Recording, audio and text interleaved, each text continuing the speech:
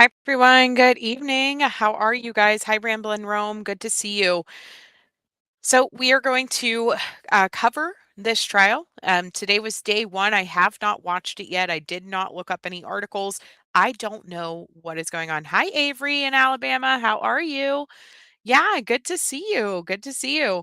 So, guys, this is a case that we covered back whenever this very first started happening, whenever she first was reported missing back on November 30th of 2022. It has taken 3 years, almost, well, I guess, yeah, about 3.5 years for this case to come to trial and for Athena Strand to get justice. But we are here for it still, going to watch this trial as it takes place. I have a feeling it's probably going to be a quick one because Tanner Horner, the man who is accused of kidnapping and murdering Athena Strand, actually had confessed at one point to police that that's what happened. Hi, BC. Good evening. Hi, Rimlin Rome. I think I already said hi to you, but hello again. Yeah, you've been having a fit over opening statements today. Don't tell me nothing, Avery. I have not watched this yet. I wanted to watch it with you guys together, but to refresh everybody's memory, Athena Strand was reported missing on November 30th of 2022. She had been outside playing with her sister, and her mom, or sorry, her stepmom, went to call her and her sister to let them know that dinner was ready. Her father was not home at the time. He had went on a deer hunting trip with her grandfather.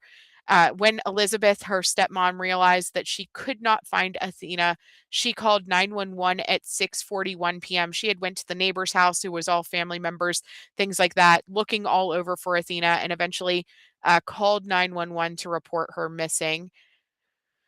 So after she was reported missing, they had used helicopters, thermal imaging, canine teams. It was a very huge search. The entire community had come out and was looking and searching for Athena, and she had not been found. They believed that she could have run away at one point. There was theories about that. However, she was a 7-year-old girl, so that didn't seem very likely just based off of her age for her to run away. And then, of course, there was the thought, could she have been abducted? And obviously, a lot of people honestly did not want to go with that on Facebook and different things like that. Of course, you know how cases instantly jump to what did the stepmom do? What did the parents do? They thought that it was odd that Athena's dad was out on this trip conveniently on the day that she went missing and things of that nature. It was all kinds of conspiracy theories and things like that. This is a case that honestly I point to every time that people, say, "Oh, well, the family had to have done something," because sometimes that's not the case. I do want to pull her picture up here. So this is Athena. She was 7 years old at the time that all of this occurred. Um, so they did quickly learn, investigators did quickly learn that a FedEx delivery driver had been in the area and dropped off a Christmas present. This was right before Christmas, whenever all this was going on. He had dropped off some Barbies that were ordered actually for Athena. And at the time, they learned that he had been in that area. It wasn't too long after that they were able to locate the delivery truck driver, who was at the time 31 years old, Tanner Horner. As soon as they questioned them, he did tell them that Athena was deceased. They had a video of him in his vehicle with Athena, and he told them where to find her body, and they did in fact find her body there on December 2nd of 2022. So they did believe uh, that she was murdered within about an hour of when she was abducted with her from her home. They are pursuing the death penalty in this case because of the events that took place. Now, at this time, they have said that there was not any sexual crimes against her. They had said during this, and I don't know. I don't know because there was no evidence that any type of crimes like that took place. But then it leads you to wonder, what was the point of abducting her then? Why did you murder her?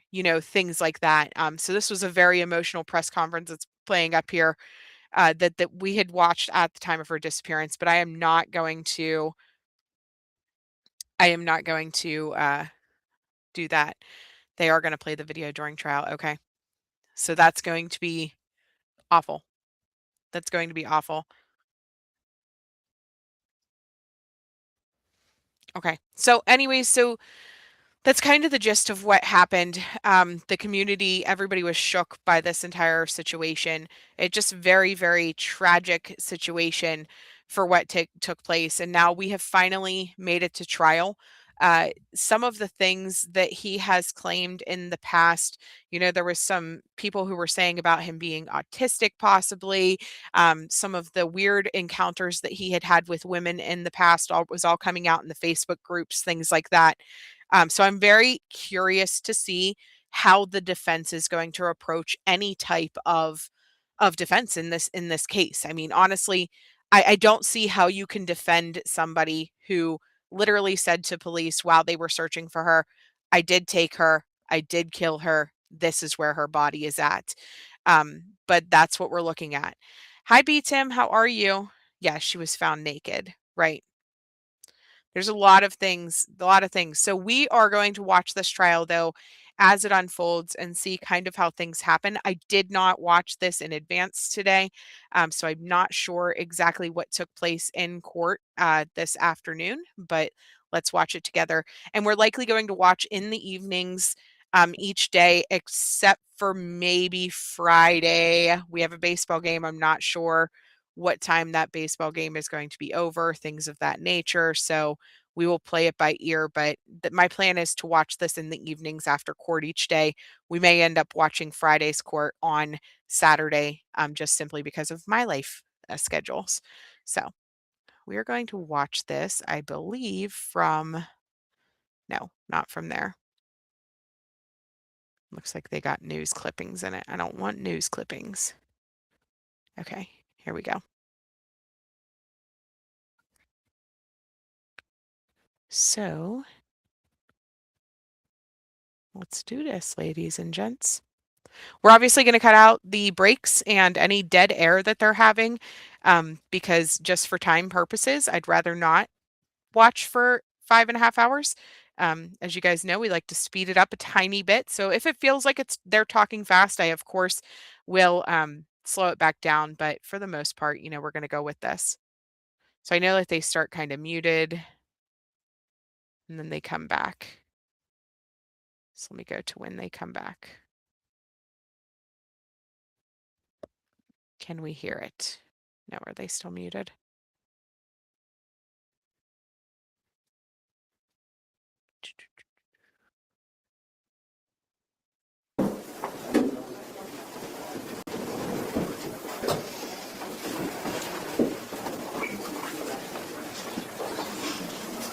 All rise.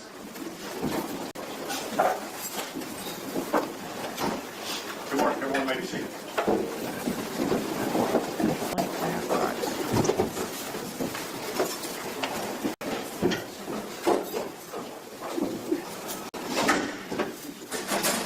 Just before we proceed, there's one other thing I think I'll record. Okay. And that is, looking at the composition of the gallery, I would say about 80% of the people in the gallery are wearing pink. And pink is the signature color of the decedent, in this case, Athena Strand. And She's really complaining that people are wearing pink. Really? Okay, let me take us down and let me actually wait, how do I take it down? Ew, they like changed how they they changed restream. Sorry, there was like an update or something. I'm gonna audio boost it and we'll go from there. they have been asked repeatedly over the last 3 years to do pink outs, wear pink in support of Athena.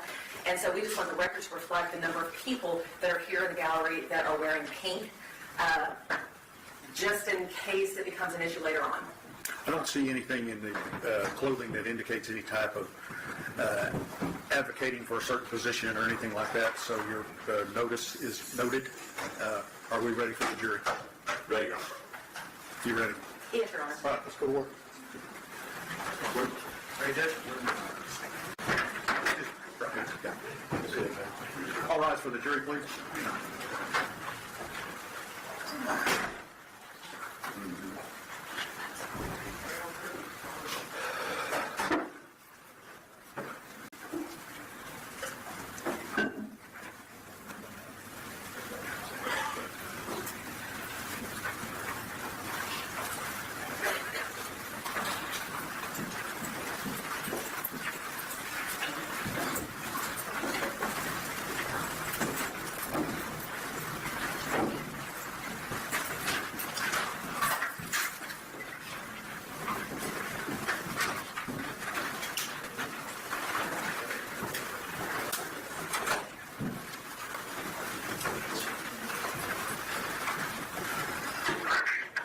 Everyone may be seated. Good morning. We are ready to proceed. I apologize for the delay. I need all of you to raise your right hand for me, please. Do you and each of you solemnly swear or affirm that in the case of the state of Texas versus Tanner Lane Horner, you are a true verdict render according to the law and the evidence to help you God? I do. All right. Everyone may be lower your hand. Mr. Horner, if you would stand, please. Mr. Barry, you may arraign the defendant. Thank you. May it please the court? Yes, sir.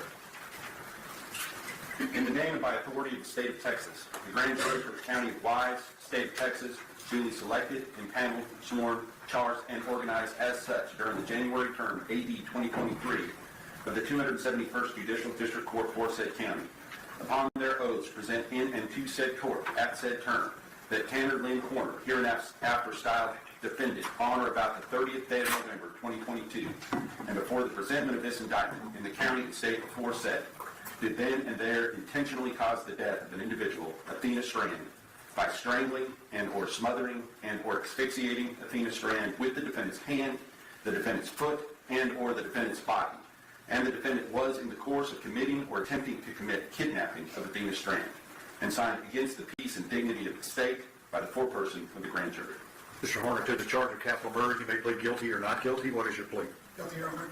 Thank you. I will accept your plea. You may be seated. Thank you. Ladies and gentlemen, when a defendant pleads guilty to an offense, I have done admonishments to him outside of your presence and am satisfied that this guilty plea is given freely and voluntarily. So as we get into the trial, I will give you an instruction at the appropriate time for you to find him guilty. Okay? There will no longer be a first phase of the trials where you will be determining whether or not guilt has been proved beyond a reasonable doubt. I will give you an instruction to find him guilty. So now your sole duty will be to listen to all of the evidence that is going to be presented to you, because you will be using that evidence to determine the proper punishment to be assessed. You will hear the evidence in the same manner, I anticipate, had Mr. Horner pled not guilty. You may use that evidence in your determination in answering the questions that we talked about to you in the individual jury selection interviews, okay? So I just wanted to let you know, you're going to hear the evidence, but you're only going to be dealing with punishment, all right? State wishes to make an opening statement. We do, Your Honor. Mr. State. Thank you.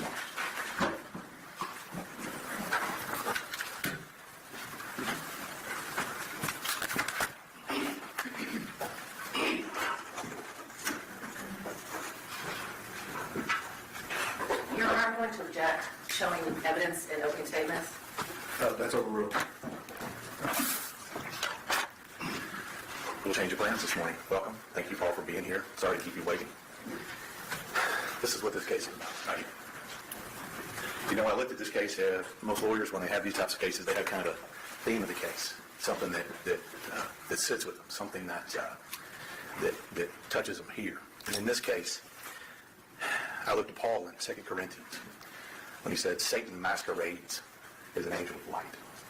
And that's what we have here. Let me tell you a little bit about what you're going to see today, what you're going to see over the next few weeks. We're going to present all the same evidence that you would have seen before in guilt, but that's going to expand it to include the punishment evidence as well. So you're going to get it all in one package. Okay. Let me tell you how this is going to begin. What we're going to start with first is we're going to introduce you to Athena, which is the most important thing, and that's the reason why we're here. So let me give you a little evidence here. Athena's last day. She was in school. She was in Miss Thompson's first grade class. She had a rough day that day, and you'll hear Ms. Thompson talk about that. She's strong-willed, very precocious. She's 7. Ms. Thompson's going to talk to you a little bit about that last day and tell you what went on and why that's important. You've heard that name over and over, Athena Strand. Born May 23rd, 2015.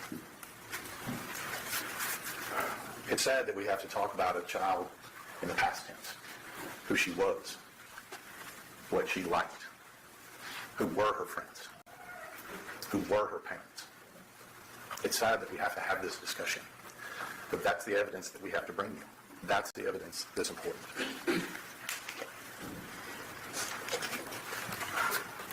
Now, in this particular case, I'll tell you a little bit about this picture. Athena had just gotten back from spending some time at her mom's house in Oklahoma. 4 days before she was murdered is when that picture was taken by her mother. Now, November 30th, 2022 is Wednesday. Kids had just gotten back from Thanksgiving break. If you've ever been in school, you know that that's a bit of a chaotic time for a teacher. They just got back, and what are they looking forward to? Christmas, right? And who's arriving for Christmas? What I like to call the modern-day Santa Claus. Amazon, right? FedEx, UPS, all of the people that we look forward to. And even us as adults, I know for me personally, I look forward to motorcycle parts. And I know my wife looks forward to things like essential oils and devotional books.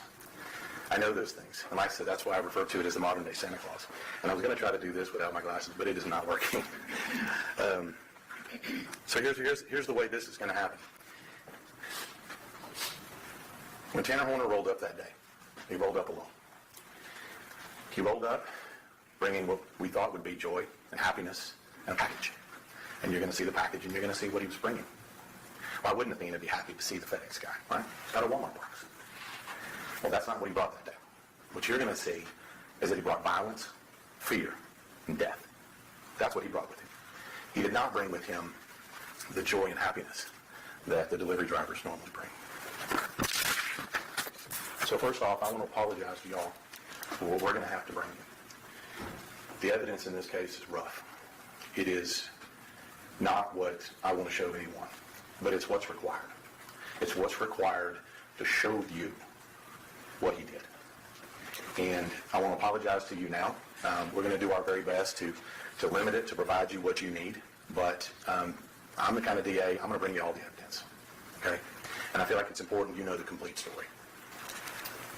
Now, we know a little bit now about Athena, and you're going to hear about her. What about Tanner Horner? Tanner Horner shows up, delivers a package, leaves with Athena. Now, I'm going to put you as close as you can be without actually being there that day. We have video of it, and we're going to show it to you. Now, you may be thinking, wow, maybe we have video of the whole thing. Nope. Somebody covered up the camera because they don't want you to see.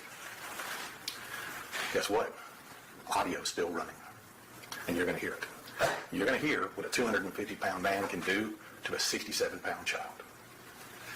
And when I say it's horrible, I mean it. I've been doing this 25 years, and I promise you, buckle up.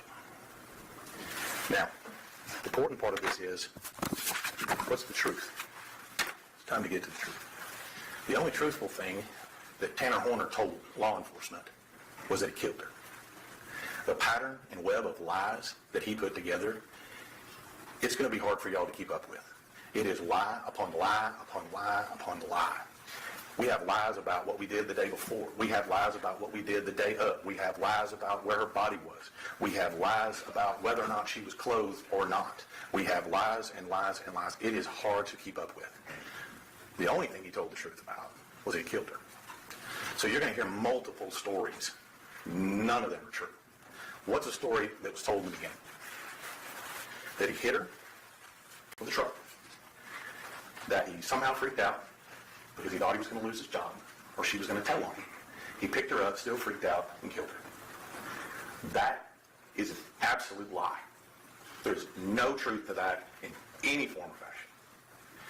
None. Zero, zip, not a nusher. No truth to that whatsoever. In fact, the first words out of Tanner Horner's mouth whenever the ranger first encountered him, the ranger says, "Is she alive?" And he says, "She wasn't alive when I put her in the truck." I'm going to tell you right now, you're going to see right up front here, she was very much alive and very much uninjured when he put her in the truck. Let me tell you something that stuck with me here, what you're going to hear when we get to that video. First thing Tanner Horner says to Athena, when he picks her up, he puts her in that truck. He leans down and he says, "Don't scream or I'll hurt you." He says that twice. You're going to hear it. We're going to put it on screen for you. That's the first thing out of his mouth. He made good on it. Now, where do we go from there? Now, you're going to be able to hear it all on audio. But I'm going to tell you right now, the one thing you're going to hear that is something that you can't unhear is the level of fight that a 7-year-old girl has when she's facing down certain death. We talk about warriors in America. I tell you, that little girl right there is a warrior. She fought with the strength of 100 men. 3 days later, we catch up. 3 days later, they took us. What's Tanner Horner during all this time? Good question, Mike. What's he doing? He's delivering packages just like normal. Made it to work right on time. Made sure that he got the same FedEx truck so we could have his mobile crime scene with him the entire day. This is planning. This is preparation. He knew what was going on. He drove through the scene that day. He drove right through the scene that day. You're going to have video from his truck driving right through that scene, right where he kidnapped her, right where he took her away, and talking to people. What happened? What went on? What happened? In the same truck he killed her in. This is the level of cold-heartedness that you're going to see. Now, we finally locate her. And how do we locate her? Hundreds and hundreds of law enforcement personnel. Canines, dogs, thermal imaging. The ranger had helicopters moving 24/7 looking for her, searching for her, all believing that they were going to find her alive. Where did we find her? We found her at a place called Bobo Crossing. Now, I grew up in Wise County, and I lived not too far away from where her body was dumped. And I have no idea why they call it Bobo Crossing. I haven't found anybody who knows why they call it Bobo Crossing, but that's what they call it. It's probably got a county road number, but nobody knows what it is. People just know what this is. It's a little bit south of Boyd, off of Highway 730. We'll show you some maps. But that's where we found her. We found her where he pitched her off naked in the water. That's where we found her. How did we get to that point? Well, it wasn't without a lot of hard work by the FBI, Texas Rangers, Wise County Sheriff, deputies. We finally locate her. But how did we get to locate her? Well, Tanner Horner made it as difficult as possible to locate her. Again, with more lies upon lies upon lies. Where's her body? Where's her body? It's over here. It's over here. So on and so forth. It's just too much to keep up with, to be honest with you. So many lies. But we find her body. And throughout this whole time when we're looking for the body, when we ask people what happened, sometimes they take responsibility. Not this guy. Every part of that, even before we found her body, is woe is me. Worried about what's going to happen to me. Worried about why I'm not going to see my kid again. Worried about me. Selfish. We haven't even found her body yet, and he's worried about that. But he's so concerned about diverting law enforcement from what's going on. So concerned from diverting law enforcement from deciphering just simply where her body is, that he conjures a whole other persona out of thin air. And all the ranger had to do is look over at him and say, "Hey, I want to talk to the other guy." Okay, we'll talk to the other guy, and we'll tell you what happened. But that other guy lies as much as it was before. And that's the problem with all of this. We finally find her body, and here's what you're going to see once we find her body. Now, this is where we start getting into punishment. Obviously, the judge has already talked to you about, at some point, he's going to instruct you to find him guilty in that particular case. We're going to talk to you a little bit about punishment. Now, I had planned on talking about range of events. Got to switch gears. What does punishment look like? Well, we have DNA. Not only do we have initial DNA from Athena that has Tanner Horner DNA under her fingernails,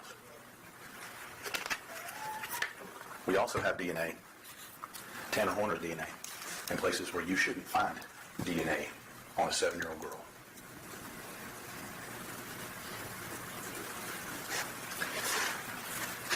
We're going to take you back in time. We're going to show you what Tanner Horner did to prepare for this, covering up the camera, setting this up. And he was there 24 hours before on the same road at a different house with a different girl. It looks eerily similar to what you're going to see on Athena's video the night before. Again, preparation, planning, okay? So let's talk a little bit about what you may see in this particular case. We're going to show you the whole video, and we're going to show you how he did it, because I think that's important. It's an hour. It's not 5 minutes. It's an hour. And it's not just one time that he's trying to kill her. It's over and over and over again. You can hear the banging in the truck. You can hear the screams. This is what's coming. It didn't happen fast.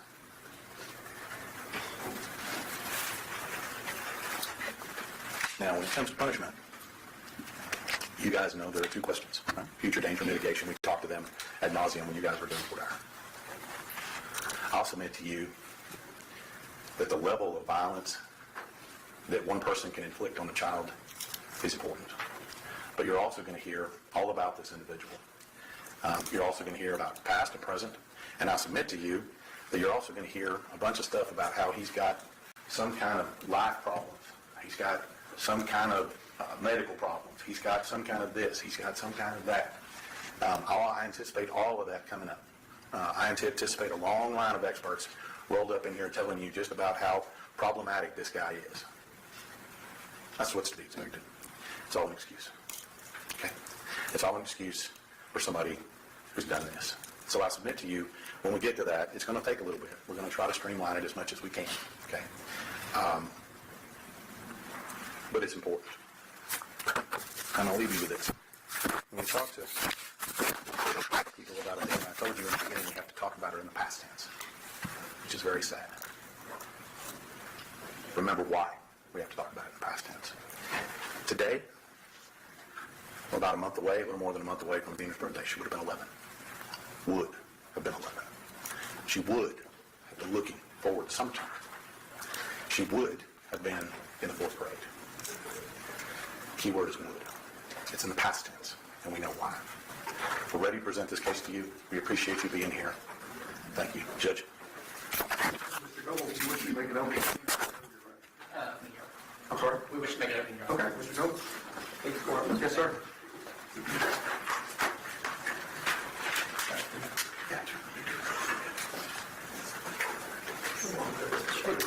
Sir, you leave it on the easel.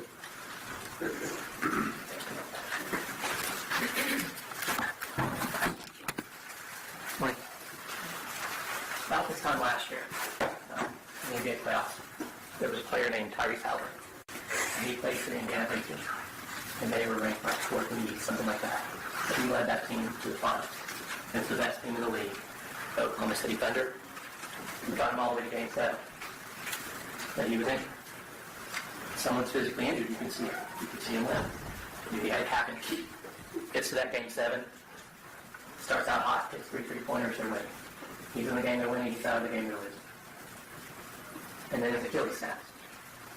Now, if you've seen that before, but that's a very visible injury. You can see that tendon go up under the skin.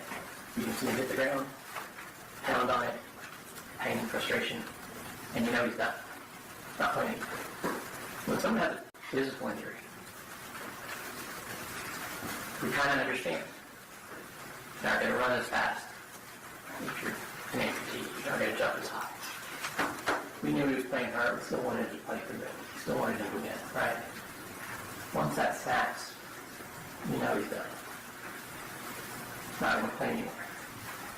Like to say we understand. If you wanted him to win, you're still not happy about it. When someone's brain is what's injured, you don't see it. It's not visible at a glance. We don't treat it the same. We want people to push through it. We want them to be okay. We're talking about a developmental issue, about a mental illness, brain damage. Well, you just gotta learn that. Everybody's sad sometimes. You got strength. Just use your strength to make up for the deficit. A bone that's 99% unbroken is still a broken bone. worth the wait. It's not going to do this job.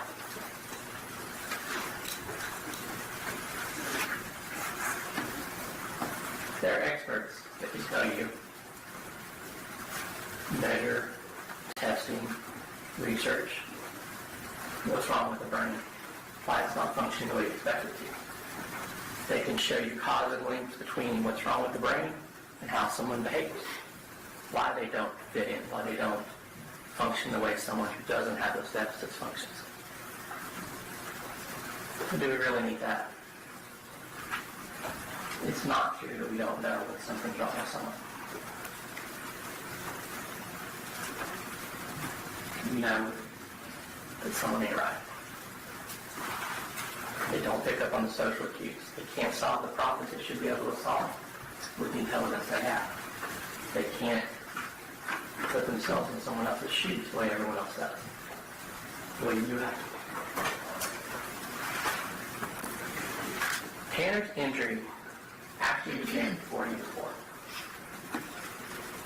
His mother, God bless her, Melissa Horner, was working as a stripper when she was pregnant.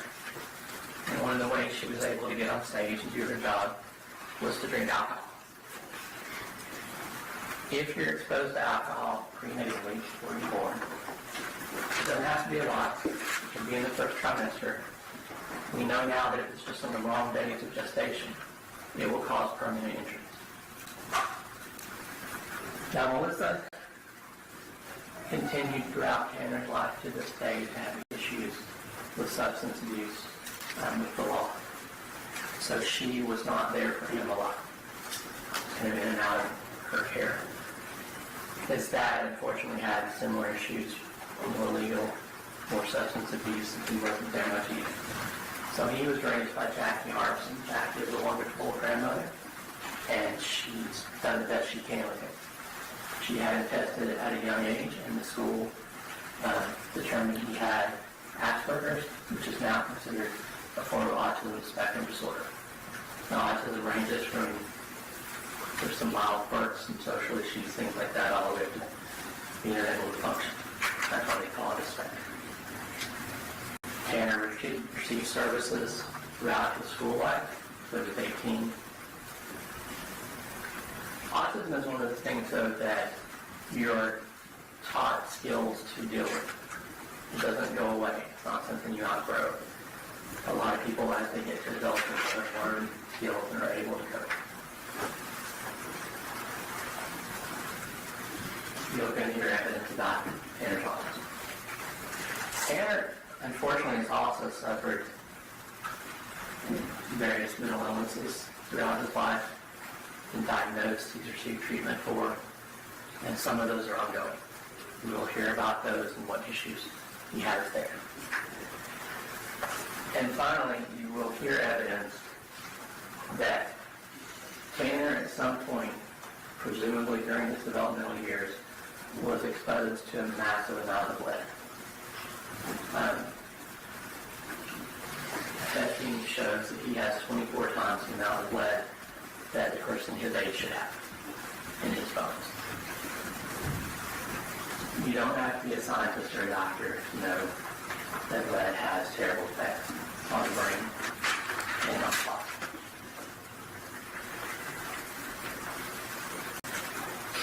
Why does this matter? Well, remember back in the beginning when we were in the group, the judge told you, the state told you, the defense told you how important the presumption of innocence is. How important the state's burden of proof is. They have to prove guilt beyond a reasonable doubt.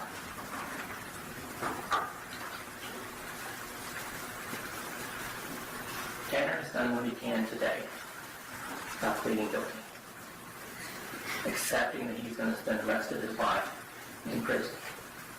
Now, I understand I have a different perspective on this because I've represented a lot of defendants who won't do that. The evidence is overwhelming. The state said it's terrible. I hate that we all have to sit through it together. But all across America today, there are defendants that are relying on that presumption of innocence and that burden of proof in their cases to try to get a not guilty verdict, no matter how the evidence is stacked against them. You even heard in that group 1 year that we did that the state suggested we might try to get a non-capital verdict in this case, unless we include it. We're not doing any of that. So where does that lead you? We've already talked about it. That's why we spent the time in individual board hour going over everything. You've taken that oath now, that second oath we talked about, to follow the law. And the law in Texas never requires death penalty. The law in Texas is always satisfied with life without parole. Objection, argument, Your Honor. Life without parole is a terrible punishment. You are being asked to use your personal moral judgment to apply that special issue number 1 to the evidence that you do here. It's going to take a while, but we from both sides.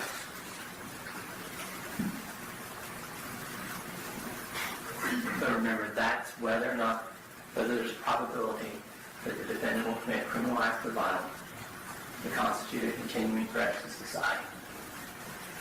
We believe when you've heard the evidence, you realize that the type of damage that Tanner had to his brain actually makes him a good candidate for structure and rules. It's probably what he's always needed. And when he goes to prison, he will be under threat. He will not be the one threatening him. If you find beyond a reasonable doubt that he is a continuing threat to society, then you'll use your personal moral judgment to consider that second question. Whether or not there's a sufficient mitigating circumstance or circumstances to warrant a life sentence instead of a death sentence. We talked about that already too. What is a sufficient mitigating circumstance from the evidence is whatever you find sufficient to justify a life sentence. Remember, you don't have to agree on why he isn't a continuing threat to society, and you don't have to agree on what a mitigating circumstance is.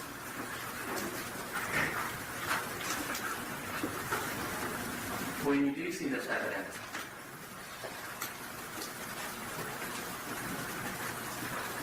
the verdict is obvious. The only way to ignore that damage came, and that break came from the damage that was already there, is just like a caliber. You could ignore this capital already injured. That's how Achilles tendon snapped. We still expected him to push through and win. We still expected Tanner to push through and be a father and be a productive citizen and be all the things that we wanted him to be. But he just didn't do it.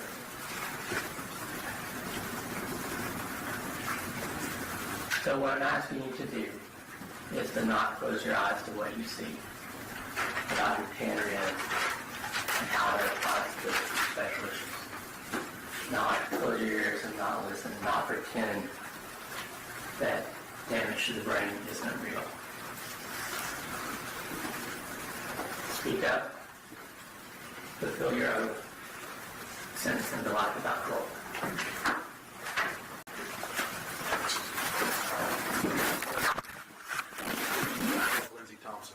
Lindsey Thompson.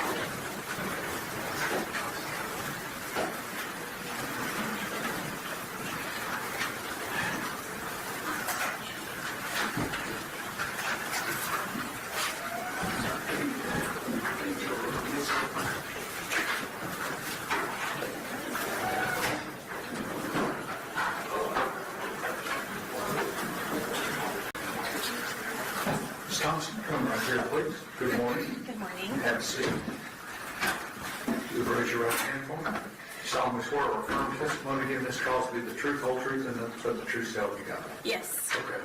There's a rule of evidence in effect that says you cannot be in court unless you testify, but once you have testified, do not discuss your testimony with anybody else except the lawyers, okay?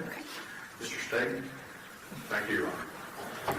Ms. Thompson, would you introduce yourself to the jury and spell your first and last name for the people? Yes, my name is Lindsay Thompson, Lindsey, Thompson, Thompson. Ms. Thompson, I noticed you're wearing a green jacket there that has an emblem on it. What's that for? I am a first grade teacher at Paradise Elementary in Paradise ISD. Can you tell us a little bit about where Paradise is located? Paradise is about 40 miles northwest of Fort Worth. A very small town, population under 1,000. Very small schools, one stop wide. Your typical small town. And tell me about Paradise ISD. How many kids do they have, and what size school is it? UIL classifies us as a 3A district. We have about 100 students per grade level, give or take a little bit. And you said you're a first grade teacher? Yes, I am. How long have you been a first grade teacher? I have been at Paradise ISD this is my 7th year, and prior to that, I was in another district for 5 years teaching first grade. So you're kind of a permanent first grade teacher. Yes, I do love first grade.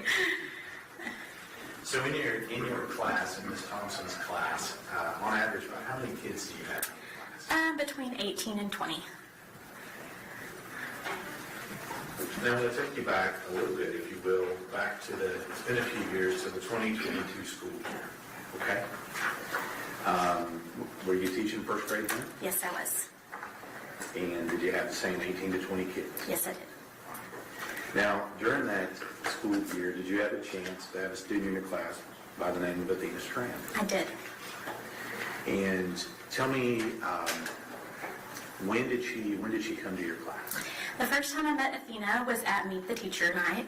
Her stepmom brought her in, and I vividly remember her coming in. She had all of her supplies. She was so excited about being at school. I can just still remember her just standing there, just excited to be there. And that was the first time that I met Athena. And tell us a little bit about what kind of student was she? I adored Athena. She was so much fun. She was a free spirit. She loved drawing. She loved to write. She loved to color. She was just your typical, 7-year-old little girl that just loved life. She would come in with, stickers on her hands. She loved to dress up. Like, she truly was a free spirit. Like, there's no other word to describe her. Like, she definitely was a true gem. I'm going to bet when you say free spirit, is that kind of a nice way of saying that she might have been a little more enthusiastic in your class than some other kids? Yes. She's one that would stand up for herself, and she would speak her mind when she wanted to. She loved to talk and socialize with her friends, but that's just who made her who she was. So let me ask you, how long, you said it was Meet the Teacher night. When does Meet the Teacher night normally happen? In August, like about the week before school starts. And then she was in your class through when? November 30th, 2022. Now, just so that we're clear, can you describe her physically for the jury? Yes, she was thin, petite. She had blonde hair that sometimes she'd wear up, but most of the time it was down, wavy. She had perfect color skin, but she was always smiling. Judge Mann? Yes. I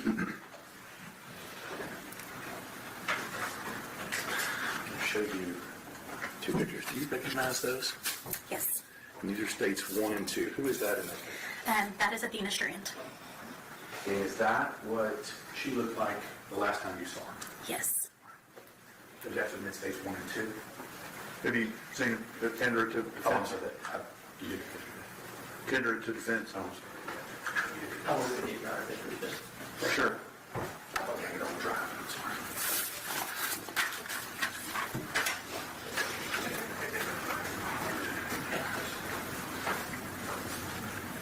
Okay. State's Exhibits 1 and 2 are admitted. You publish one? Yes.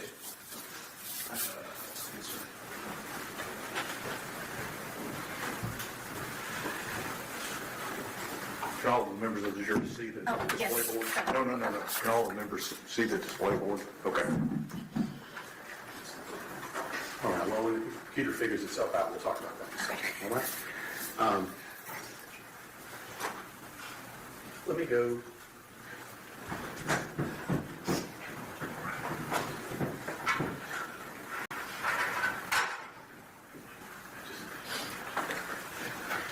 Let me ask you, can it take you to November of 2022 in any given school year? What is going on in November of 22 in any given school year in Ms. Thompson's first grade class?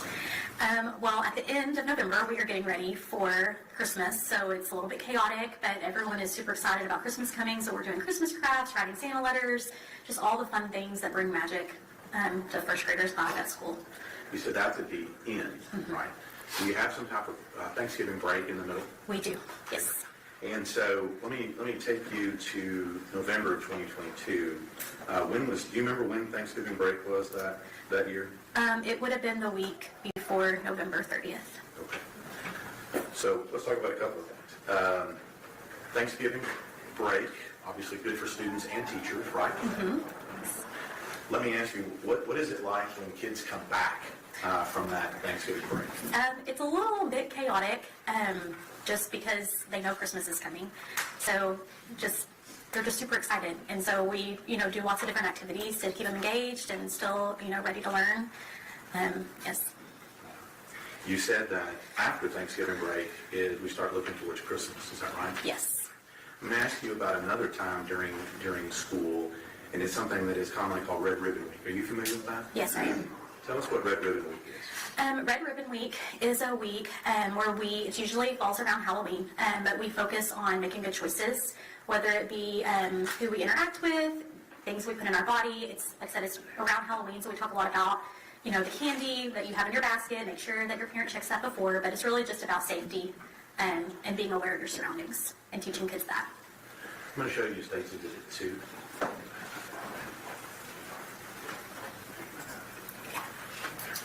Tell me what you noticed about that picture. She is wearing her Hocus Pocus shirt, and she did love Halloween and love dressing up. So, was Athena in your class after you come back from Thanksgiving break She was. and doing those activities you talked about? Yes. And was she there during Red Ribbon Week then? Yes, she was. Show you the report, State's Exhibit 4. Do you recognize that? Yes, I do. And what is that? That is a journal entry from Athena's journal. And how do you know that's from Athena's journal? The following day after she was found, I looked in her journal at school, and this was the last entry in her journal. And you recognize that as her journal? Yes, it is. Just read out the Mid-States 4.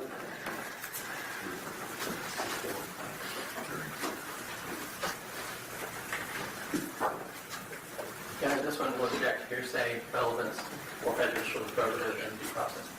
Objections overruled. State's Exhibit 4 is admitted. Ms. Thompson, you said something about you knew when exactly that you noticed this in her journal. When exactly was that? It would have been on December 1st, 2022. And we know Athena was murdered on November 30th. Yes. What day was that you found that? It was Saturday, December 1st. So at that point, we hadn't found her yet, had we? No, sorry. It was on Saturday, December 2nd. December 2nd? Yes, sorry. So have we found her body by that time? Yes. Okay, and you're up at school and you deal with it? Yes. And in that particular journal, you said that, is that during Red Ribbon Week? Yes, that was something we wrote during Red Ribbon Week. And I'm not going to have you read it exactly, but what is Athena learning in that journal entry that day? She is learning to stay away from strangers. Stranger danger. Yes.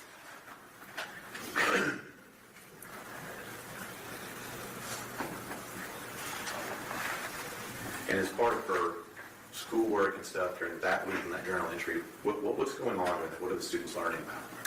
They are learning about just staying safe, whether it be with interaction with other people or things that they're putting into their bodies. Just learning how to be safe as a child. And part of that would be staying away from strangers. Yes. Or people that children know are strangers. Yes. Now, I'm going to take you to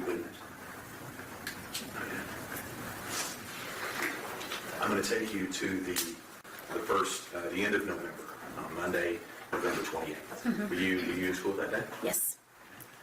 Was Athena in school that day? Yes, she was. I think you talked a minute ago how you guys were doing Christmas stuff. Yes. How far away from Christmas break at that time? About 3 weeks. Judge, can we publish dates for? Sure.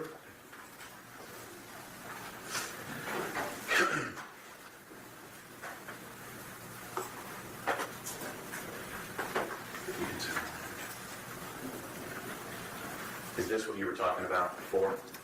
Yes. Is her writing? Yes. And that was the last writing she had in your class? Yes. Let's talk a little bit about that last week. Okay. So Monday is the 28th, Yes. and I'm going to take you to that Wednesday, November 3rd. Was Athena also in your class that day? She was. Now, I'm going to ask you a couple of things here, and just to verify this. When we showed you States Exhibit 1, that picture of her, or States 2 in her Hocus Pocus, is that what she looked like on that day? Yes. And when I tell you, and I use the term mandatory reporter, do you know what that means? I do. What does that mean? That means as a teacher, I'm required to notify CPS if I have any concerns of neglect or harm. Right. And in this particular case, when we see those pictures of Athena that you had, is that what she looked like? Yes. Did she have any bruises or other injuries on her No, back? she did not. No? Okay. And I didn't tell you this in the beginning, but she's taken all this stuff down. So when I ask a question, Okay. then you answer. Okay. Okay? Okay. I didn't mention that before. Okay. All right. So let's take you to that Wednesday. She's in your class, and anything go on that day that was unusual or out of the ordinary? No, I mean, it was a typical, middle of the week. Like I talked about before, it was, right before Christmas, so everything was a little bit chaotic. As teachers, we have to really, make sure our classroom management is strong during that time. Athena, that particular day, she was talking a lot and, just being a kid. And so I did have to write her binder that afternoon just to let, parents know that she did have a little bit of a struggle that day. So a little bit of a rough day for Athena that Yes, yes. Let me show you, what we marked as States 3. Can you tell me what that is? Yes, that is a writing that Athena did from the first week of school. We read a story about being a good listener, and then the students responded by how they can be a good listener. And is there a picture on that? Yes, there is. And did you take that picture? I did. Yes. And did you create this for their class? Yes. Should we ask if it's States 3?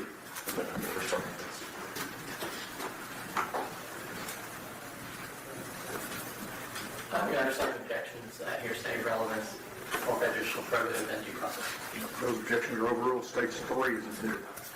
Ms. Thompson, when did you say that picture was taken? That picture was taken on the first day of school.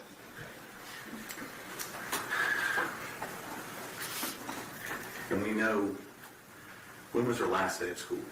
November 30th, 2022. And you said she had a bit of a rough day, a little bit too much talking. Yes, Did you have to be a teacher? I did. And when you say you write in somebody's binder for a first grader, is that a pretty big deal? Yes, I mean, for the most part, yes, but just to let parents know kind of like what happened at school and, just kind of give them an idea of what's happening in the classroom. When Athena left school that day, what time does school normally let out? 3:25. And let me just ask you this. What did you say to Athena when she left for school that day, leaving school that day? I told her, I gave her a hug, and I told her, I love you, and we will have a better day tomorrow. Did you have it tomorrow? I did not.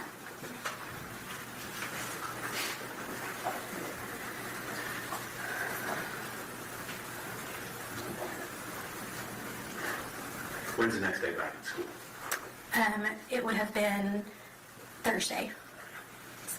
Athena's not in your class, is she? She is not. What about Friday? She's not in my class. And part of this is, I'm going to ask you, what was going on in your class? How did that affect your class for those 2 days with her missing? It was very hard. A lot of kids, some knew that something was not right, but everyone knew she was not there. I was still having to count her absent. A lot of kids, you could tell their anxiety, like they were worried. They knew something was wrong. Her desk was empty. But it was a very hard 2 days in the classroom. So now we roll to Saturday. You said that's when you found out? I found out Friday evening. Friday evening on the 2nd. Did she know? Let's move forward to Monday. You go back to school Monday? Yes. How do you go back to school on Monday after that?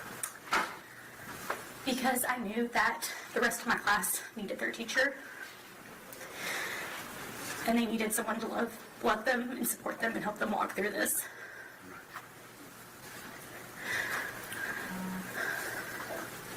So what's happening in the school that day, that Monday? We have a crisis team, which includes local counselors within our district, people from local churches. They come in to talk and support kids. We read off a script of letting them know that their classmate is no longer there. We do activities to try to help them begin the grieving process. There's just a lot going on, like just trying to help kids cope and learn. Like this is a big thing for them at 6 and 7 years old to have to walk through. And so there's just a lot of counseling, guidance, and support that is happening. And at this point, We need to take a break. How much longer do you anticipate with this service? a little bit. Okay. All right, let's take a morning break. We'll come back at 20 minutes to 11, okay? 15 minutes, all right? See you then.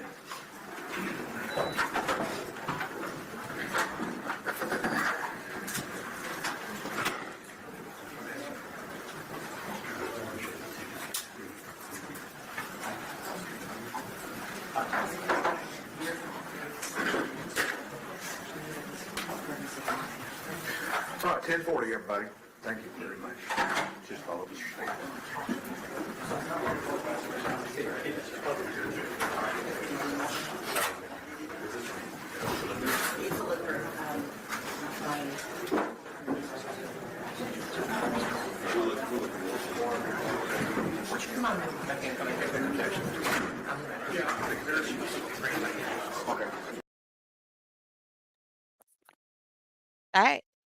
That is heartbreaking, like, to think about what that teacher's mind must have been going like a million miles a minute whenever she found out that she was reported missing.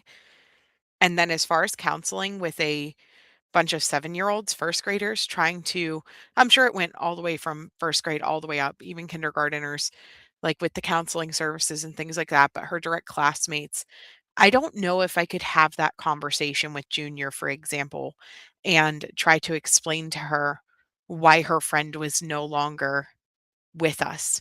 Like, that is hard. I God bless the people who God bless the people who are in those positions and able to handle those conversations, because I could not do that. I couldn't.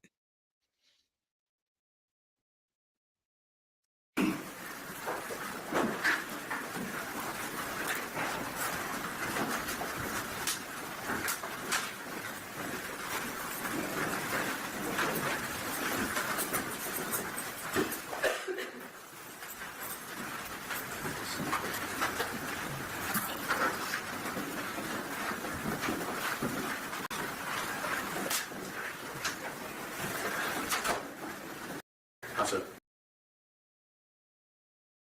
we have counselors there, is that right? Yes, that's correct. Okay. And what was going on with the kids in your classroom that day? They were very confused. You know, as 6 and 7 year olds, they have a really hard time understanding the loss of a friend. We did a lot of grief groups. We read stories, just trying to help them start that grieving and healing process. And in this particular situation, are they aware of what had happened to her? Yes, they were. So they know that she was taken against her will and murdered. Yes, And these kids are how old? 6 and 7. Let's talk about you. You've been teaching how many years total now? This is my 12th year. And how does it affect you as a teacher? When I look at my life and career, I have before Athena and I have after, and it looks very different. How so? Every day I hug my kids as they walk out the door and tell them that they love them. But now every day when I do that, and for the rest of my teaching career, I have to think about what if they do not come back tomorrow. So we are now approaching 4 years out? Yes. Yes. Is this still affecting those kids? Yes. How so? There are several of those students who they are now in 4th grade, and there are several that are still having outside counselors. Several students that are afraid to sleep in their own bed, will not play in their front yard. Sustained. Can't talk about things that you've been told by other people. Yes. Would you say this has had a big effect on these kids? Yes. Would you say that it's a lingering effect that's continued all the way to the 4th grade? Yes. Last thing I'm going to talk with you about here is tell me about the mailbox. So, when Athena passed, we wanted to do something for our students so they could learn how to grieve. And so we had a mailbox made that was placed outside of our classroom. And let me stop you right there. I'm going to ask you a couple of questions. Yes. This mailbox. Yes. Who made this mailbox? My husband and I did. And was it only in your classroom? Where was it? It was between 2 first grade classrooms in the hallway. And when we say mailbox, I want to make sure I understand what we're talking about. Would this be a normal, like we would see mailbox? Yes, on a stand, yes. And was that your idea to have this mailbox? Yes. And what was the purpose of you putting this mailbox or bringing it to the show? What was the purpose? I wanted them to have the opportunity to write letters to Athena to help process. To help process, and they would write, draw pictures, whatever they were feeling, and they would place in that mailbox. And again, like I said, I'm not going to ask you what any of them said, so to speak. So you're saying the purpose was for these kids to be able to express themselves by writing or coloring and put in that mailbox. Yes. And so that mailbox, when did it arrive in between the 2 first grade classrooms? The day that we returned to school, so that Monday. And did you get some letters in it? A lot, from all grade levels. So did the mailbox stay there in your classroom? Where did it end up? We eventually moved it inside the classroom, but it began to get too much for the kids. They would tell me when they saw that, it made them think of Athena and what happened to her, and so we had to remove it out of the classroom. And so how long did this mailbox, was it a fixture in the school? For the remainder of the year, we moved it up to the front office, and kids still continue to put things in there, but it was in a different location in the office. How many letters do you think you got in that mailbox? Over 100. And just a little bit of in the school before it let out? Yes.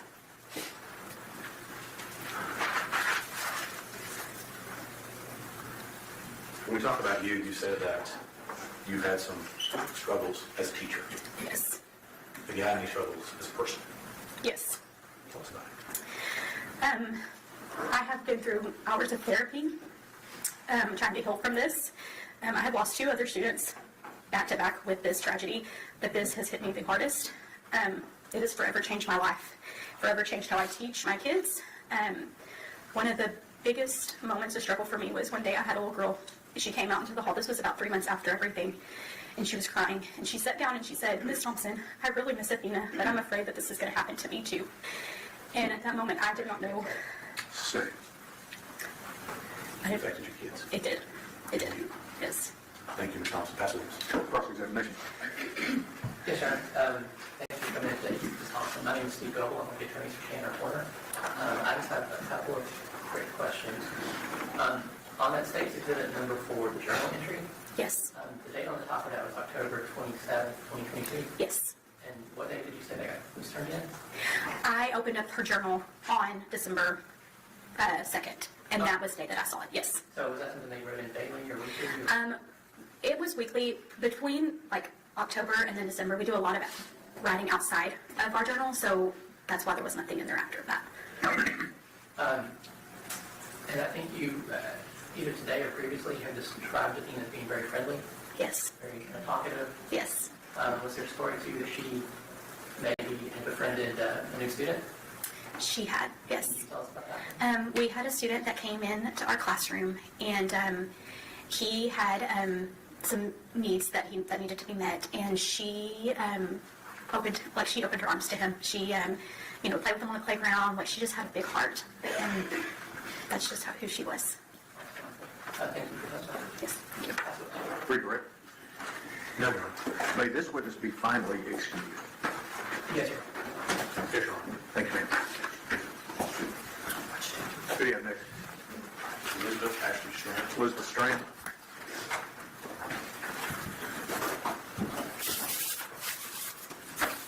Can we start from Sure.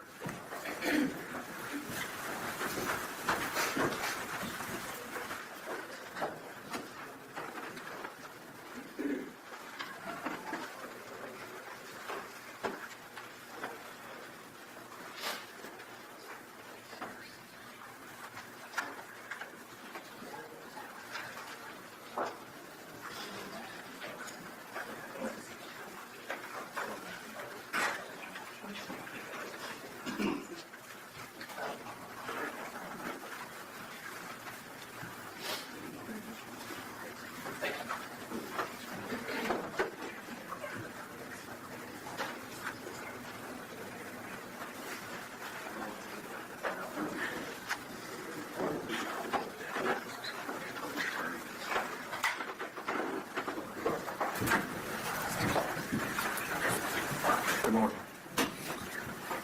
You would raise your right hand for me. You solemnly swear or affirm testimony given this cause to be the truth, whole truth, and nothing but the truth, so help you God. Yes. Okay, give me a lower your hand. There's a rule of evidence that's in effect, says you cannot be in court unless you're testifying what you have testified. Do not discuss your testimony with anybody else except the lawyers, okay? Yes. All right. Whose witnesses is it? Mr. State? Yes, Your Honor. You're with me today. Okay. Ma'am, your first name is Elizabeth. Is that the common spelling, Elizabeth? Yes. Okay. But you go by Ashley, is that right? Yes. And how do you spell Ashley? ASHOEY. And as it applies to this case, your last name is Strand? Yes. And I'm going to take you right to this. I want to take you back to November of 22. Okay? Okay. What was your address at that particular time in November of 2022? 268 County Road Hey, you 35. need to speak up a little bit closer. Okay. It's 268 County Road 3573 in Paradise. Okay. And just so you're aware, we want to make sure everybody can hear what you have to say. All Yes. right? You're kind of soft-spoken, so you may have to pull that microphone up to you a little bit. You don't have my voice. Got it. Let me just get a little information about that address. Where is that address located? Well, technically in Calmdale, but in Paradise. Okay. Those are towns, right? Yes. Okay. What county are they in? In Wise County? Wise County. Okay. And so you said two towns. You said Paradise? Yes. And then you said Cottondale. Cottondale. Okay. And okay, tell us just a little bit about Paradise as a town. It's a very small town. One stoplight kind of town. Okay. Just a nice little quiet town. What about, you said the town of Cottondale? Yeah, it's inside of Paradise. Okay. Is it bigger or It's smaller? even smaller than Paradise is. I mean, there's a tiniest little church ever out there, so. Okay. So besides the tiniest little church ever, that's the only thing that is in Cottondale? I mean, lots of nice, little properties and just, places for, just, Let me help you. Is this small town country life, is what you're telling me? yes, very much country life where, you let your kids go play and ride four-wheelers and stuff and,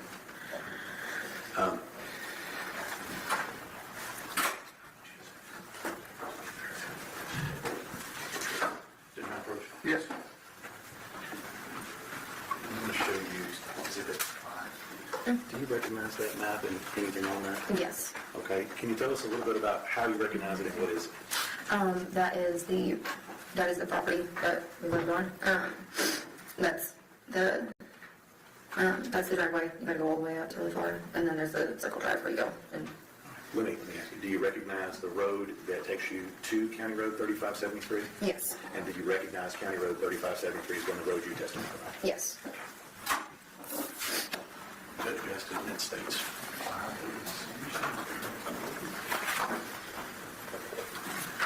Objection. State's Exhibit 5 is admitted.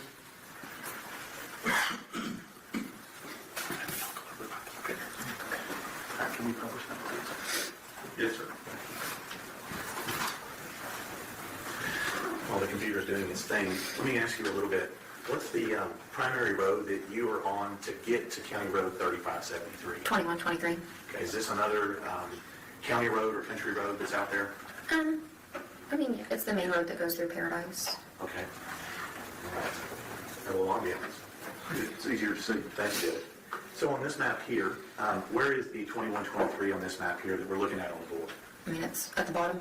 Okay, so that road there that runs left and right across the bottom, that's 2123? Yes. And then where is County Road 3573 that you were talking about? Right up there where it says Almond Road, but it also says 3573 if you go a little further. And is that the road that you lived on? Yes.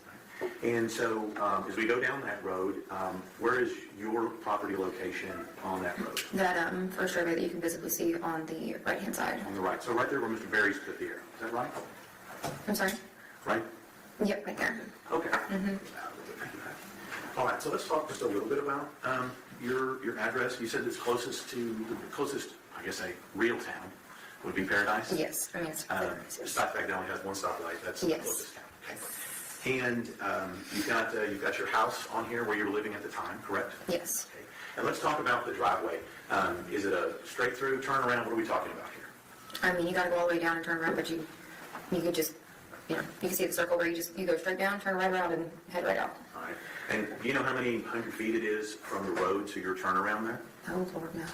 All right. You don't have a concept on distance? No. Okay. So now this particular picture here, has the property changed a little bit since you were living out there? Yes. Okay. And is the road arrangement about the same as what it was before? Yes. Okay. And what's different? Well, there used to be a trailer right across where you can see the carport. At the very end of the driveway, there used to be a trailer right there, right in front of that black roof right there. All right. We'll talk to you about that in a second. Now on this particular property in 2022, was it just you living on the property? Who else lived there? It was me and my daughter and Athena, and then my, at the time, about 18 months, year and a half old, and Jacob. I'm going to get all these people right. So you and Yes. Jacob. Me and Jacob. Were you married to Jacob at that time? Yes. You said you had a daughter? Yes. What's her name? Alice. And Athena? Yes. And you said you had a youngster. Yes, your son. How old was yours at the time? She was about a year and a half. Busy mom. Yes.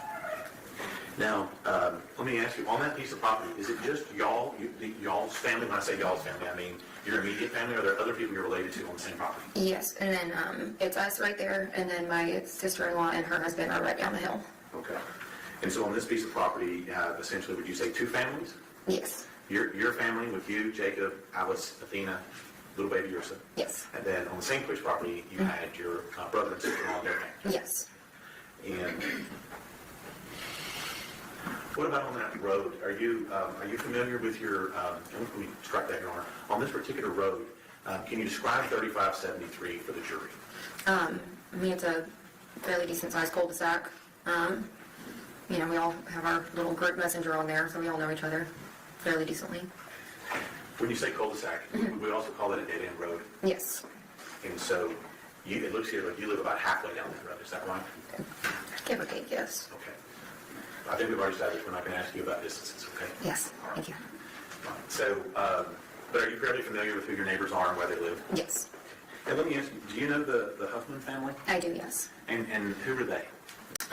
Their kids are actually friends with my daughter Okay. And where do they live in relation to where you are on here? at the very end of the Objection, cul-de-sac. relevance. Sustained.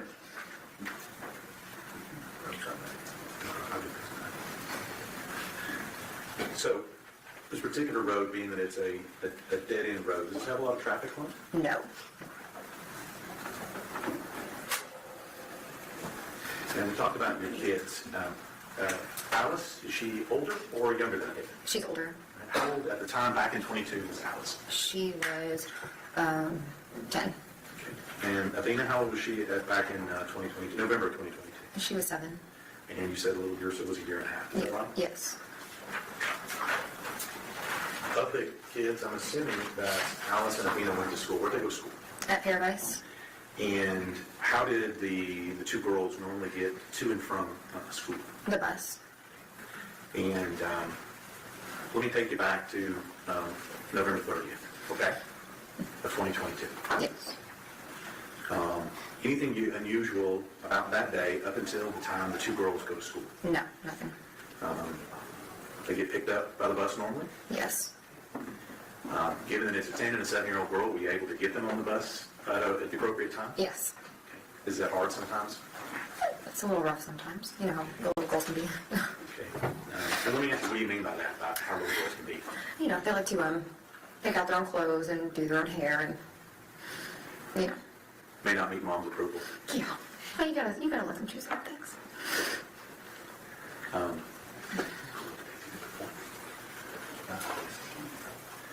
show you a picture that's already been admitted.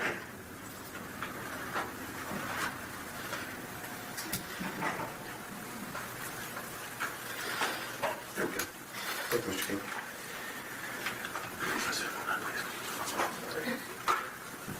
Do you recognize the girl in Exhibit 1? Yes. And who is that? That's Athena. And is that what she looked like back in November of 2022? Yes. And do you know, have information on when those pictures were taken? About the weekend before, so 4 days before. November 30th. Okay. So that particular picture, do you know who took that picture? Her mom did. Okay. And where was she when her mom took that picture? Objection, Your Honor, hearsay. Sustained. Do you know where those pictures were taken? Objection, Your Honor, that calls for hearsay. Sustained. How did Athena come to live with you guys in Cottontail? Her mom was sick and she wanted to stay for the summer, so she came and stayed with us and then ended up staying for the school year. So do you remember what month she first arrived? In May Of of 22. where does Athena's mom live? She lives in Oklahoma. So in this particular picture that we're talking about, is that where Athena was in Oklahoma when her mom took that picture? Yes. Now, she's been there with you since May of 2022. Yes. And when does school start? In August. And so did she start school with Alice? Yes. And what grade would she be in? What grade would Alice be in? She was in first grade. Alice was in 5th grade, I believe. Now, we talked about when Athena moved with y'all from her mom's in Oklahoma. That was in May of 2022. Yes. How long have you been in Athena's life? Oh, goodness. Since 2017. So she was about a year and a half when I came around. Okay. And we've seen a couple of pictures here in the courtroom. This one here, Yes. the red boat. Do you have a favorite picture of Athena? Yes. I'm not going to have you pull it out and show her anything, but can you describe that picture for us? Yeah. She was very much an outdoorsy kid, and with her, she was about 5 years old, and her and Alice had been playing outside in the mud all day long, and she comes up to me and she's holding this gross little worm in her hand. She is covered in mud. Like, I mean, head to toe, it's all over her face, and she's so excited to have this little worm. That's my favorite picture of her. That's the one you go to. That's the one you remember. Thanks. Now I'm going to take you to November 30th, 2022. Okay? If you need a glass of water or anything, it's right there. Okay? That's a Wednesday. And it's Athena and I must go to school normally. I think I already asked her. Yes. And do you remember any particular item of clothing that Athena was wearing? She was wearing some jeans with little red flowers on the pockets. Should be the first one. Yes, sir. Thank you. tell you what we've marked as State's Exhibit 6. Do you recognize those? Yes. What are they? Those are those pants. Are those the ones that you just told us she was wearing on the day, November 30th, 2022? Yes. And how are you familiar with those? I mean, because they're her pants. They're, All right, let me ask you, do you recognize the size and the style? yes. And do you recognize those as the one that she wore on that day? Yes. And are those, is that the same thing that you described to law enforcement that she was wearing on that day when she went missing? Yes.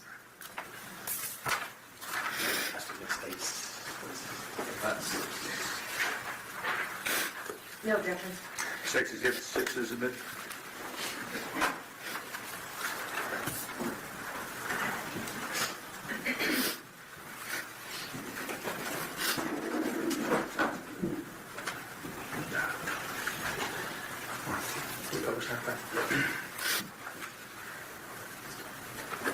So on the day that she went missing, November 30th of 2022, we talked a little bit about what she was wearing, and you remembered that she was wearing these pants Yes. with little flowers on the pocket.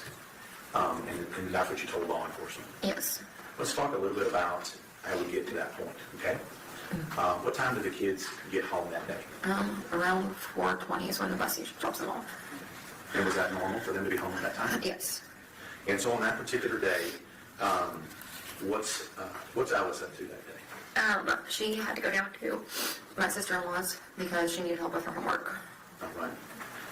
And then what's Athena up to that day? She was at the house hanging out with me and the baby and doing her laundry and playing with her through the windows. All right. And I'll ask this from the mom perspective. What's she supposed to be doing there? She was supposed to be sorting her laundry. All right. How was that working out? Not very well. Okay. And is that kind of to be expected? Yes. What are you, mom of a 1.5-year-old, what are you doing I at was that time? I was cooking dinner. What's for dinner? Trout. Trout. Yes, trout. Just trout and nothing And else? trout and couscous. So mom and baby are cooking dinner. And during that time, Athena's supposed to be doing the laundry. Yes. Anything out of the ordinary up until that point? No, nothing. Now, this piece of property that you're on, do you know how many acres it is total, you and the sister-in-law? Me and the sister-in-law, it's 10. Okay. And let me just ask you, was it commonplace for the kids to play and be out on the property in the country? Very much, yes. And I noticed on the map we had up there before, there looked to be a little pond on that, is that right? Yes. And so I'm just trying to get if it was normal for the kids to be outside in the country on the property. Yes, of course. So at this particular time, got you cooking dinner. What's Jacob up to? He had left for a hunting trip. Okay. Let me back up a little bit. So the kids got home, you said around 4:20. Yes. What time does Jacob leave to go on his hunting trip? Oh, goodness. Let me I ask it don't this way. remember. Did he leave before or after they got home from school? After they got home from school. So Jacob's headed hunting, correct? Yes. Yes. And you said after he left at some point. Do you remember when he left? I do not remember what time it was. And so we're sometime after the kids get home from school at 4:20. Yes. What time did you expect to have dinner ready for the kids? Around 6:30 is, about dinner time every night. Okay. And so I asked you earlier a little bit about the kids on your property.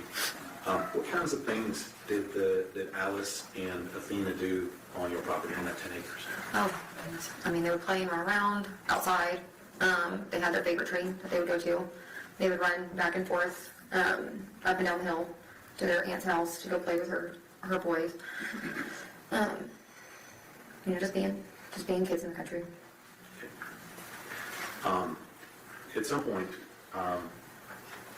when did you discover that Athena wasn't where you expected her to be? It was whenever dinner was done, I was going to go get my color. So tell us a little bit about between dinner being done and you looking for Athena. What happened in that little short time span? I went to get her. I saw that she wasn't in her room sorting her clothes. And so I, looked around, couldn't find her. I called Heather to see if she had gone down to her house. She said that she hadn't gone down to her house. stop you. Let me ask you a couple of short questions here. Is Heather your sister-in-law? Yes. Is that the other house that you pointed out to us? Yes. So it wouldn't have been unusual for Athena and Alice to go over to the sister-in-law's? No, not at all. Was she at the sister-in-law's house? No. Steve?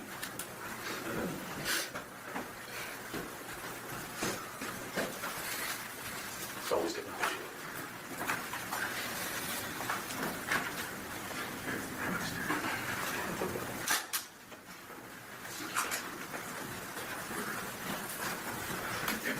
Back and running again. Was it unusual for her, like you said, they had a favorite tree, is that right? Yes. What was it about this tree that they played on? I don't even know. It is, I mean, I guess the best tree there, and it was right in front of where the trailer was, and, you know, they had all their toys around it all the time, and Okay. That's just where they chose to play. yes. And so you checked with your sister-in-law, Yes. and Athena wasn't there. Yes. And you checked the tree where they might be, she wasn't there. Yes. I mean, I'm just gonna, did you basically just check your entire property? Yes. See if she was there? Yes. Was she there? No. So once you kind of figure that out, what is your next steps when she's not where you think she is? I called the police. And do you remember what agency came out? I mean, Let me ask you. We have multiple agencies in Wise County. We have the sheriff's office, we have police departments, game wardens, people, highway patrol. Okay. Do you remember which of those agencies came out to talk to you? the police department, I believe. Okay. And at this time, when they get there on property, what are you and the family doing at that time? Looking. When you say looking, are you just like looking places or whatever? No, we are everywhere, all over the property looking for her. Okay. And at this point in time, right then, when you're just looking for her and the police arrive, what are you kind of thinking is going on right at that time? I thought maybe she was just hiding somewhere, Okay. Just being playing hide and seek. Okay. We heard from Ms. Thompson how she was a little. Objection, Your Honor, to informing the witness what another witness may have said. Suspended. What kind of kid was Athena on your property out there in Cottondale?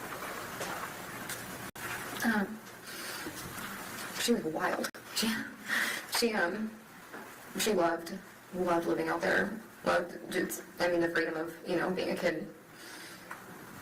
And getting to just run wild and free on some land. I think at once you might call that being a little feral. Feral, yes. I've used that word. Right. Okay.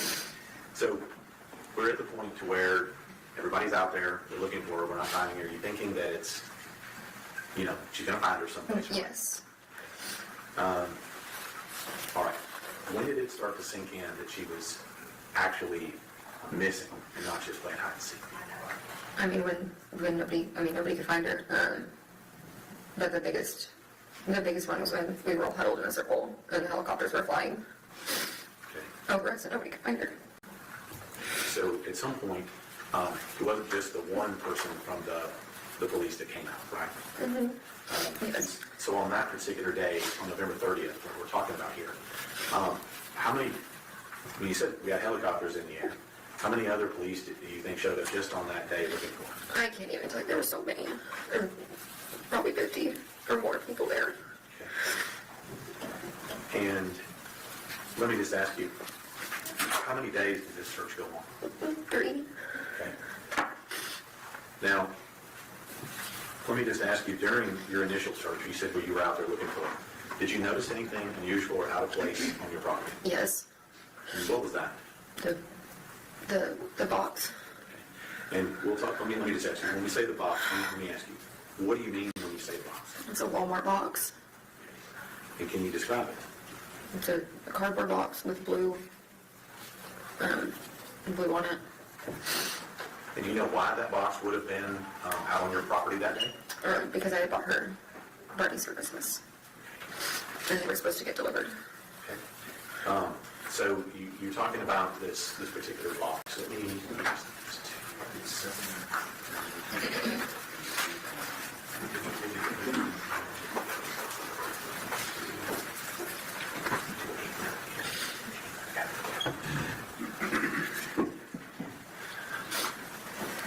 Actually, I'm going to show you Stacy's Exhibits 8 and 10. Let me ask you about, I'm going to show you States Exhibits 8 and 9. Do you recognize that? Yes, Okay, and what is that? that's the box that got delivered that day. Okay, and whose address is on that box? Our address, Is that the 268 address? yes, Okay. And who's the person's name that's on that box? and that's my name. Okay. And do you know who delivered that box according to it? FedEx delivered it. Okay. And so this box, as you see it in these two pictures, is that what it looked like on the day that you saw it at your house? Yes, Okay.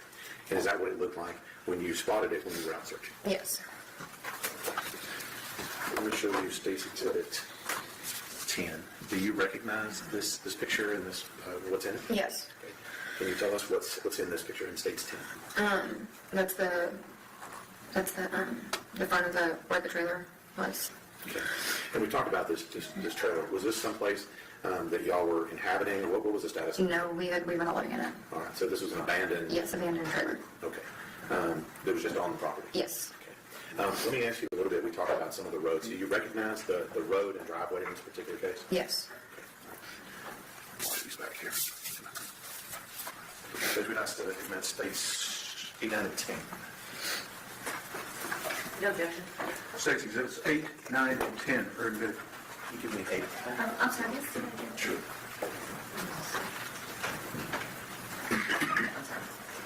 Good.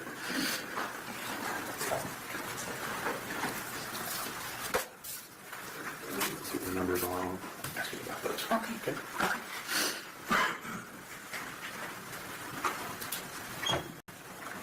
So this exhibit we're showing you here, is this what you were talking about before it has your address on it? Yes, And your name on it? yes, And this is the blue box that you were talking about? yes, The one that FedEx delivered? yes, And were you somehow tracking whether or not this was delivered or not? yes, Okay.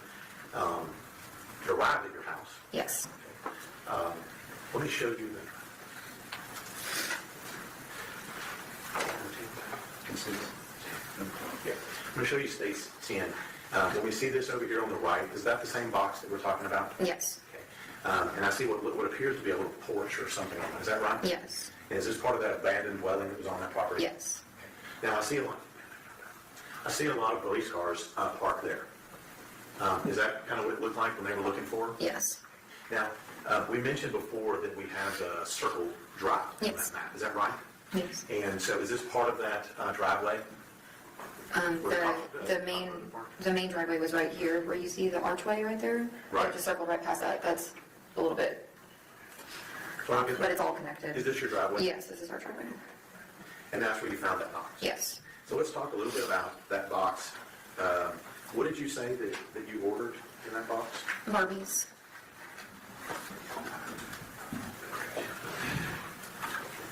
I'm going to show you State's Exhibit 7. Do you recognize those? Yes. And what are those? Those are all you can be Barbies. All right. And do you recognize that is what you ordered? Yes. And who were those for? Those were for Athena. And do you believe this to be the same Barbies that were inside that box? Yes. Okay. They were delivered on that day, November 30th. Yes. Judge would estimate State's 7. No objections. States Exhibit 7 is admitted.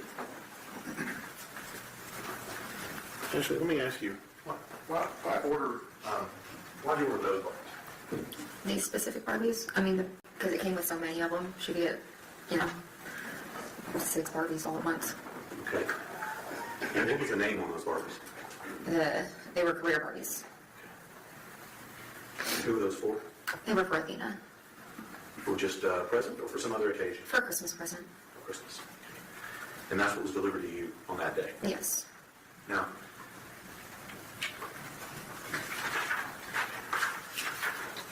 some folks have a regular driver that they may recognize that delivers UPS, FedEx, Amazon. Okay? Do you recognize Tanner Horner as your driver? No. Did you ever see him before No. that day? No. Ever? No.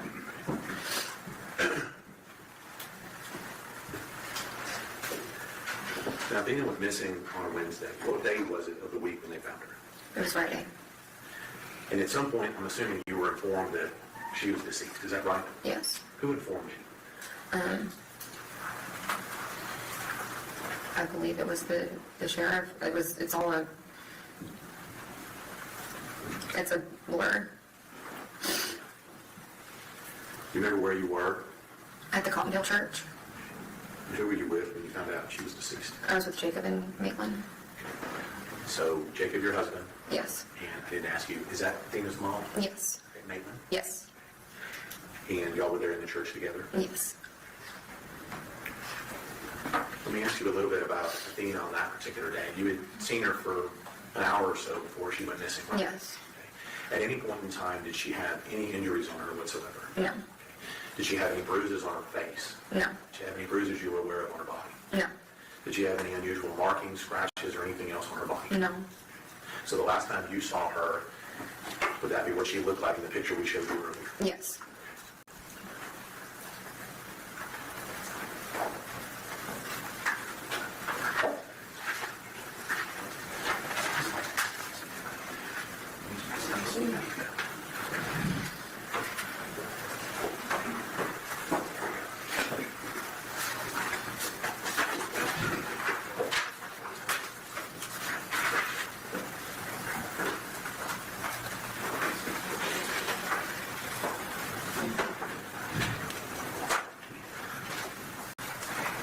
I'm going to show you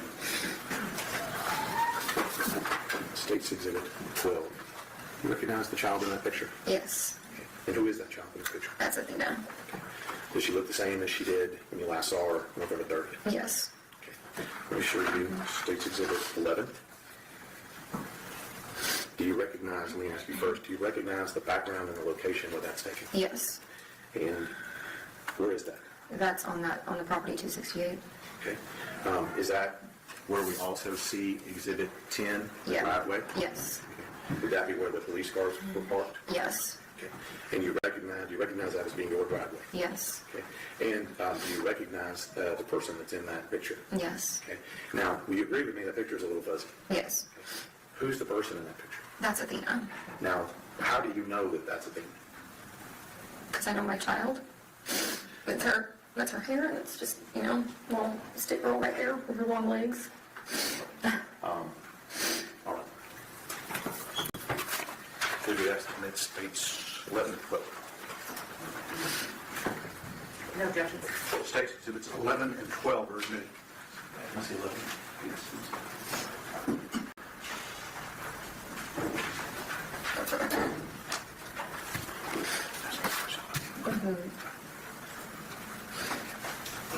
This is on your property? Yes. Notice, what does that appear to be on the other side of Athena in this picture? The driveway and a fire hose? And when we talk about this, we saw a picture of where that box was. Yes. Is that box close or far away from where this picture's taken? It's pretty close. Okay. All right. And so that's Athena in that picture. Yes. Let me show you State's Exhibit 12. Yes.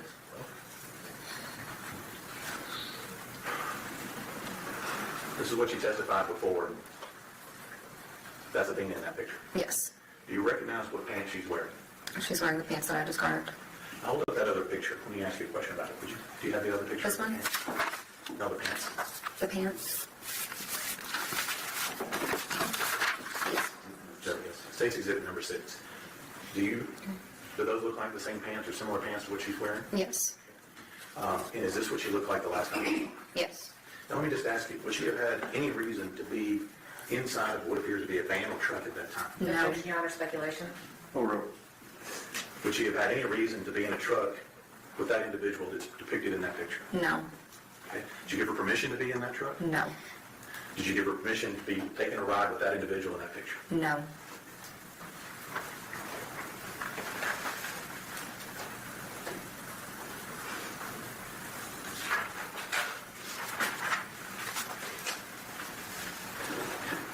So we find her, you get told on that Friday that she's deceased. Yes. What's your reaction when you find out that Athena's no longer with us? I lost it.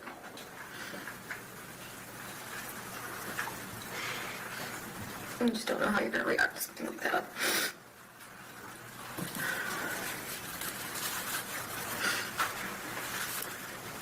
Since that time? How has this affected you since that time? I mean, a lot. It's affected me. It's affected my marriage. It affected my children. Let's talk about that. You still married to Jacob? No. You think the thing of being kidnapped and murdered played a role in that? Yes. You said it affected your children. Let's talk about Alice. Okay. How did the thing of going missing affect Alice? I mean, she lost her sister in the most horrific way. Even if a delivery driver just drives down the driveway and she's outside, she runs and hides. It's affected her school. It's affected her friends. It's affected just her in general. She has nightmares. About her sister? Yes.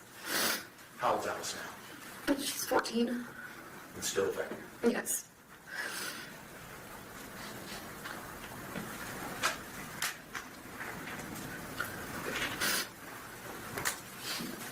When was Athena's funeral?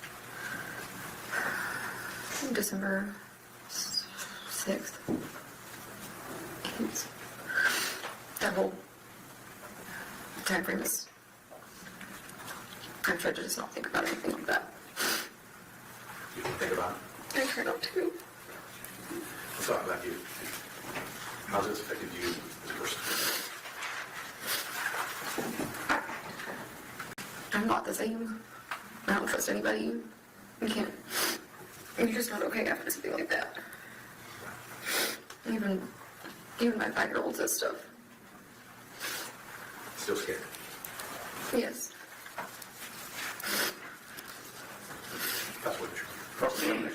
Yes, Josh, have you heard from her? Yes.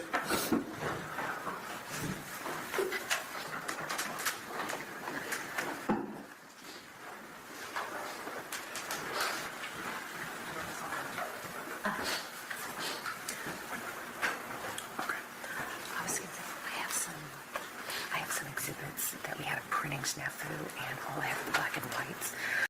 If admitted, what we'd like to do is get them printed on label in color. I'd like to display them in color, but I didn't throw it to him beforehand. I've already shown them to the state.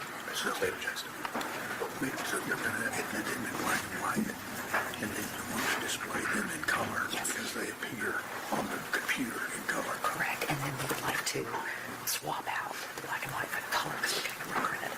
Okay, so what we can do is we can have the where they worked as. They're not marked, they'll be defense 1 through 5. Okay, so what we can do.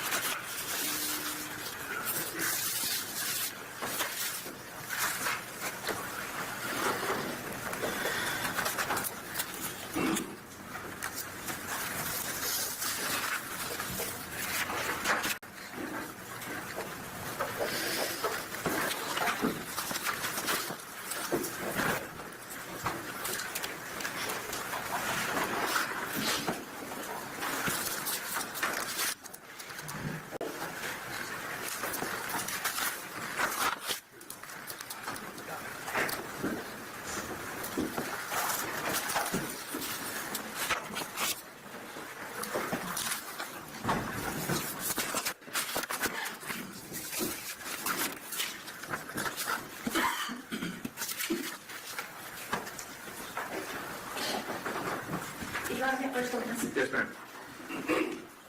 Ms. Strand, I want to hand you what has been marked as defense exhibits number 1 through 5. If you take a look at those, please. Yes.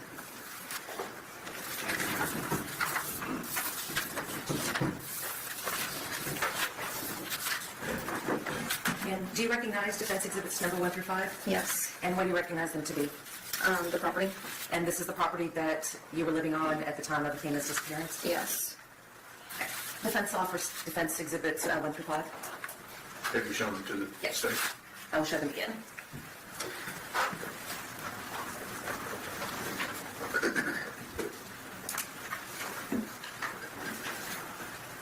The objection's on development, Your Honor. Okay. The objection is overruled and defense exhibits 1 through 5 are admitted. And Your Honor, for the purposes of the record, we had a printing issue, so the state's or defense exhibits number 1 through 5 that I've shown Ms. Strand and that she has identified are in black and white. However, we do have the originals in color that we would like to publish to the jury. That's fine. When you get ready to substitute, we can make sure that the record is clear as to the new exhibits.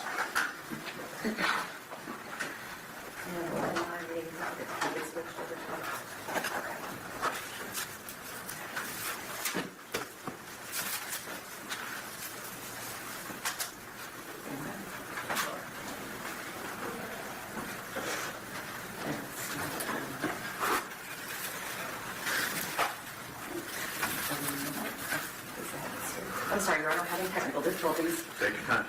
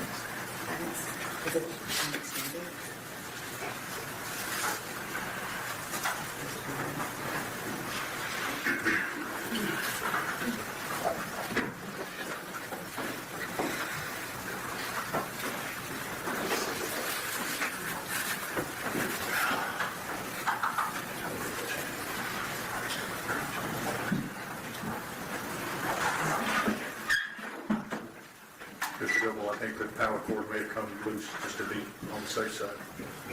Thank you.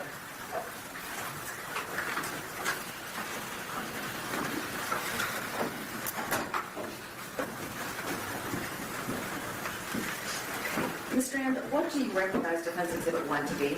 That's the abandoned trailer. In this photo, on the right-hand side, about halfway down, is that where the box was left? Yes. And on defense exhibit number 2, what is this? That is also the abandoned trailer. And this is, were people living in the trailer at the time? No. Where were they living? There's a house in the back that we were living in. And is that the house that y'all were renovating? Yes.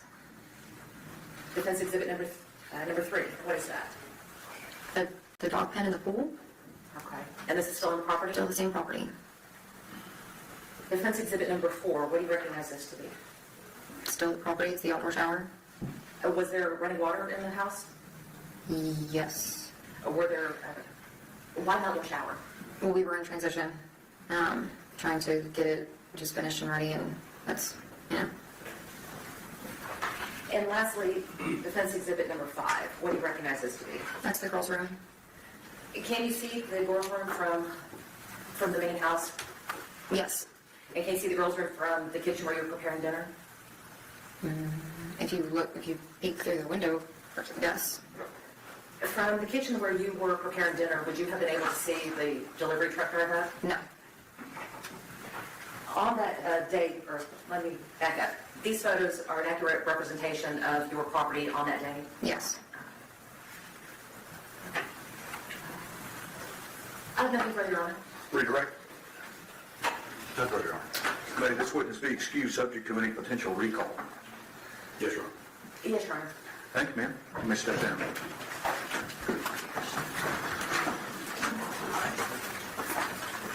you consider it quick? Okay. Give us about 10 minutes, and we'll call you right back in. Your lunch should be here about 12:30, so we're going to work up until that, okay? 10 minutes, everybody, 5 till 12.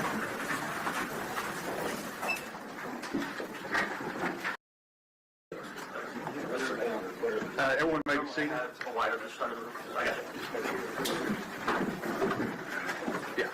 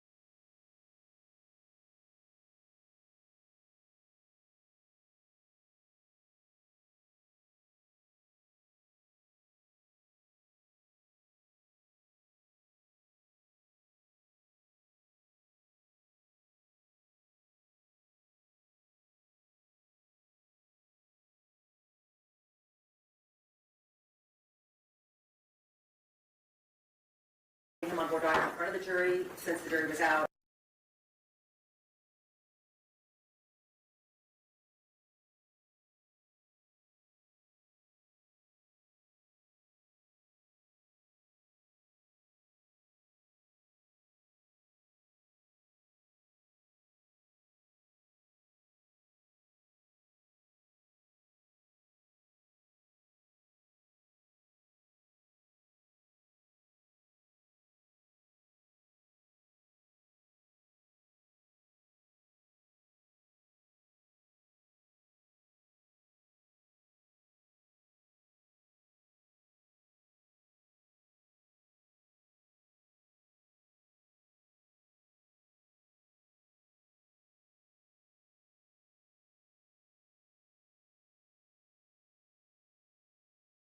We can go ahead and basically do our voir dire on those photos now. Okay, so the defense is satisfied as to what exhibits the state wants to introduce through this witness. You just want to ask him some questions. Correct. Okay. All right, Ms. Anderson, now know what you're doing. Okay, go ahead.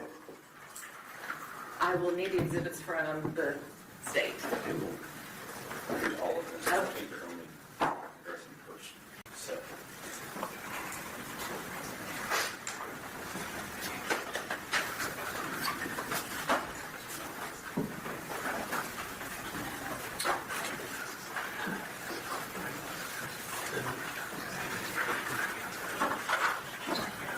I'm sorry. Y'all might need to change it for Mr. Sir. I don't need it for this purpose, but the state may need it for their direction. Okay, so let me take this one down. Can I first go initial? Yes, ma'am. Absolutely. And we don't need the lights off, it's just for... Sheriff Aiken, how are you doing? I'm doing well, thank you. Sheriff Aiken, I'm going to hand you what has been marked as State's Exhibits number 13 through 21, and ask that you take a look at those for a moment.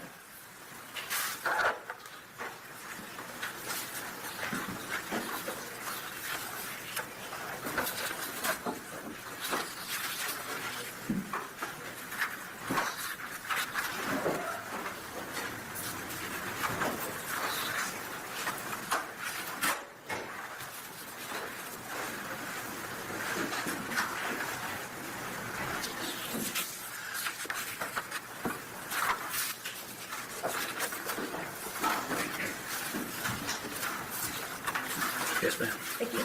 Did you take any of these photos? I did not. Do you know who did take them?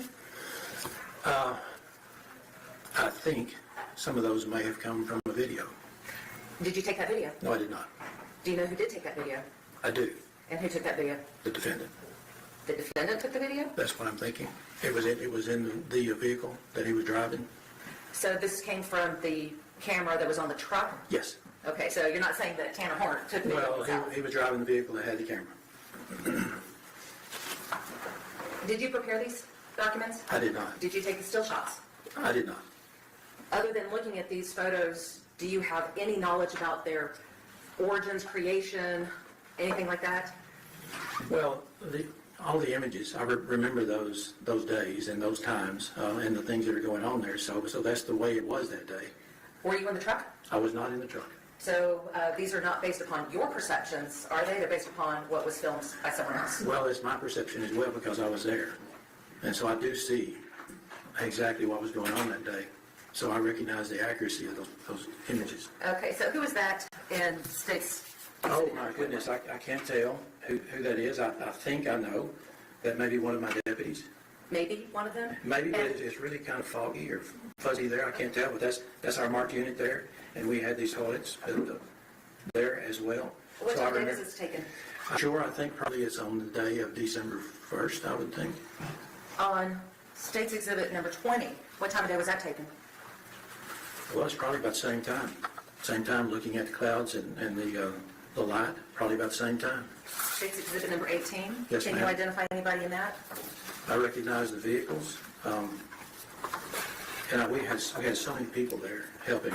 So I recognize those vehicles and how difficult it was to get up and down that road because of all the people who were coming there to help. And what time of day was that taken? I think that's probably about the same time. Again, looking at the clouds and the light. State's Exhibit number 19?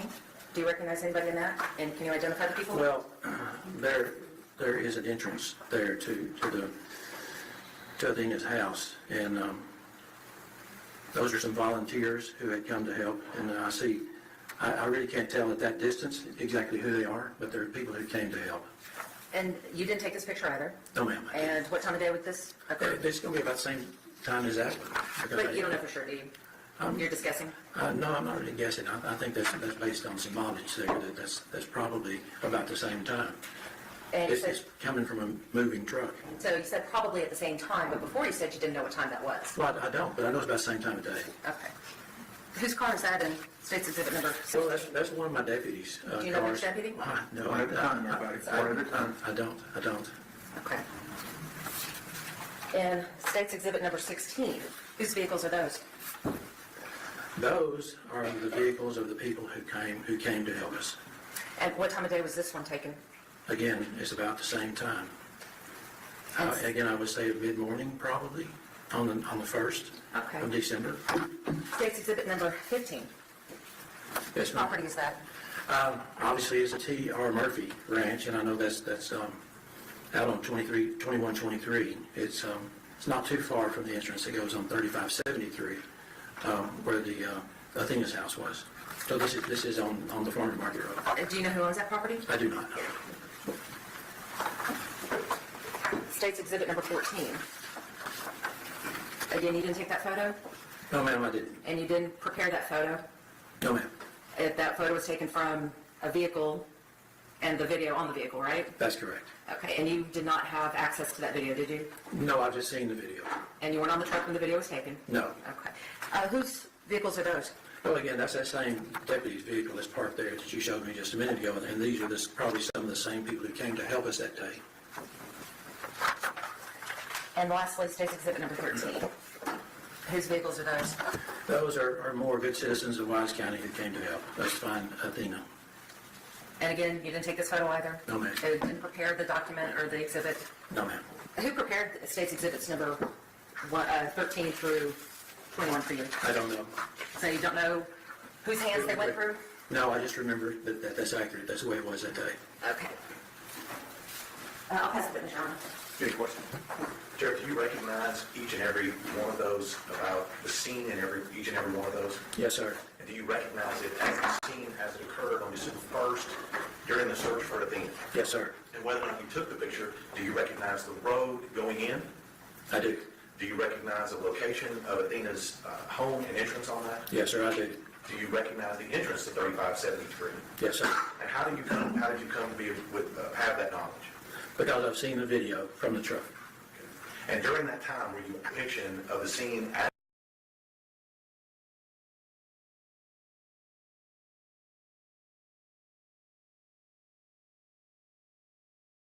it occurred on December 1st, 2022, when you were out there? Yes, sir. So regardless of whoever took these, you can testify that that was the scene at that time on that day. Yes, sir. Nothing further. Ms. Anderson, I have nothing further, Your Honor, but I do have argument. I'm ready to hear it. Your Honor, let's see the photos. We had a lot of probables. It probably was at this time. It probably was on this date. Mr. or Sheriff Aiken is not testifying from what he knows, but what he was given by someone else. He said that he was at the scene, but he couldn't identify the cars, couldn't identify the people. He didn't prepare these. So the only thing that he can testify to is that this is what he saw on a video. He can't testify that that he was on the scene when this occurred. He cannot testify he was on the scene when any of these occurred. And so whether or not we would concede that this represents what happened when these photos were taken, but Sheriff Aiken cannot testify that these are accurate when he was out of the scene, because he wasn't there when these were taken. Those objections are overruled. You have a running objection throughout this testimony in regard to states, if they offer states exhibits 13 through 21 in the presence of the jury. Both sides ready for the jury? Back to the jury. Y'all ready, defense? Yes, Your Honor.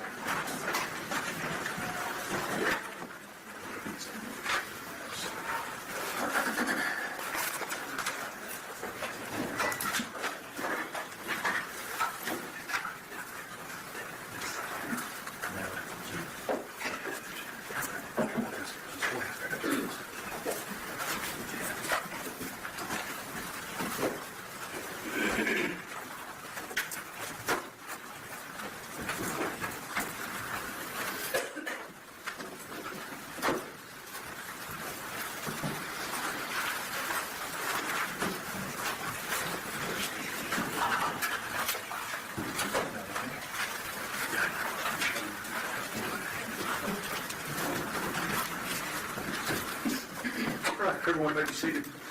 Ladies and gentlemen, this witness has been previously sworn to testify truthfully. Mr. Stegman. Thank you.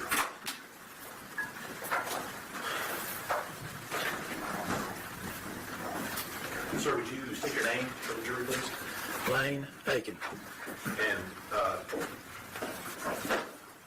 when were you the sheriff of Wise County? I was sheriff in Wise County from 2016 through December 31st, 2024 at 4:30 p.m. Sheriff, could you check to see if that microphone's turned on for me, please?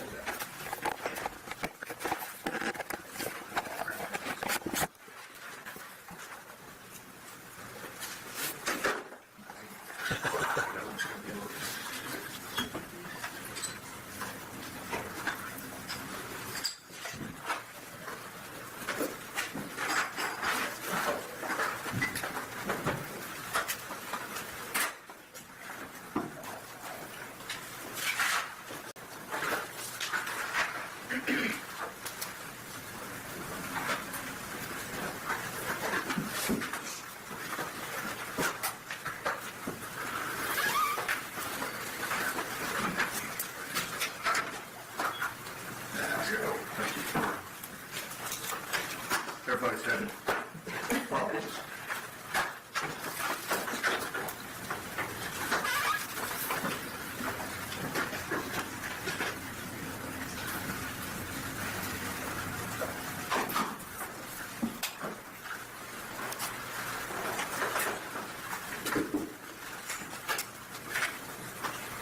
I was still with Amy.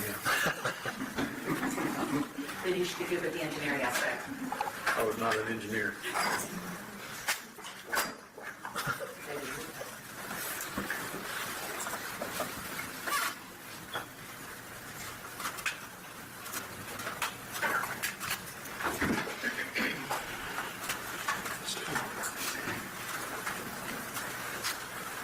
You're going to have to speak up. Yes, sir. Sheriff, you have your marching orders now. Blaine, were you sheriff back in November of 2022?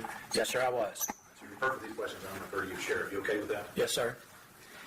So during this time before you were the sheriff of Wise County in 2016, were you also in law enforcement at some point in your career? Yes, my career in law enforcement started in 1974. And so from 1974 till you retired in the end of 2024, Yes, sir. you maintained a peace officer license in Texas? Yes, sir. And I'm going to fast forward you here a little bit. And at some point, were you promoted and made a Texas Ranger? Yes, sir. That was in 1987 at November 13th, 1987. For those of you who remember that day. Yes, it was cold. And at that point, how long did you serve the state of Texas as a Texas Ranger? It was 16 years as a Texas Ranger, 16 and a half. And did you retire at some point from being a Ranger? In 2003. Now, during your career, and just so we know a little bit about your experiences, did you have any big cases that you handled being a Ranger? Yes, sir. There were several. Okay. And if I remember correctly, were you not at the Branch Davidian compound? in Waco, Objection, Your Texas? Honor, relevance. Sustained. Hang on just a minute, we got a microphone. Yes, sir.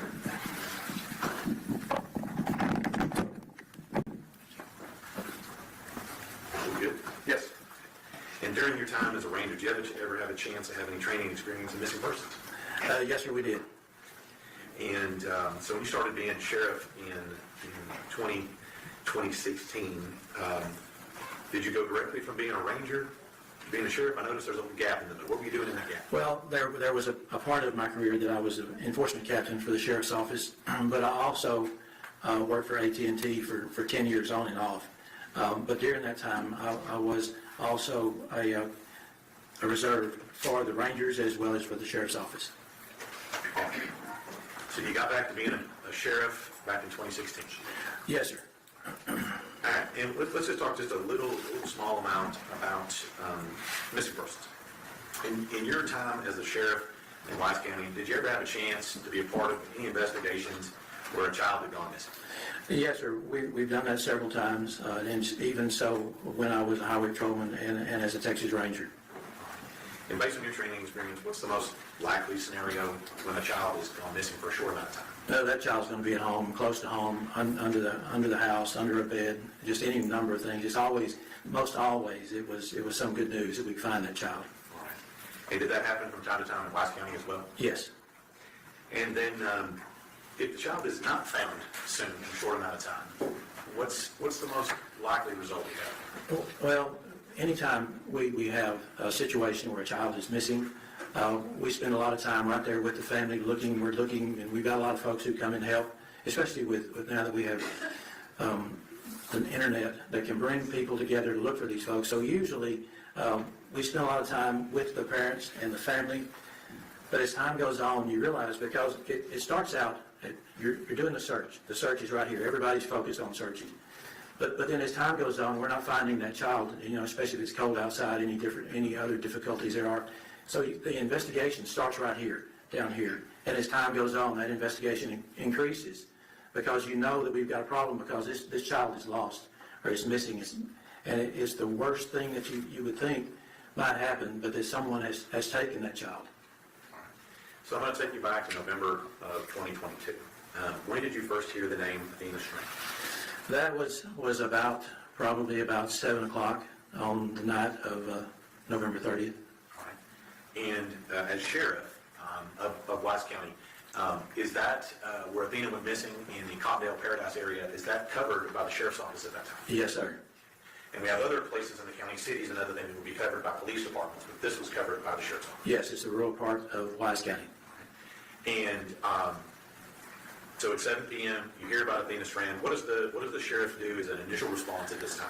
Well, I was on my way back from Austin, and my intent was to stay over in Llano, because I was thinking it was the same thing, just a missing child, going to find her under the bed, in the closet, playing with a friend.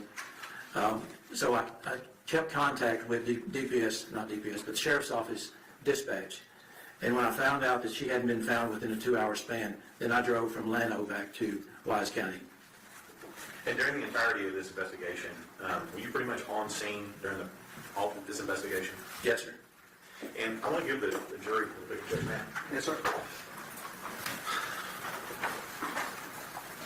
I'm going to show you some maps here, states exhibits 23, 24, 25, 26, and 27. Yes, sir. You recognize those?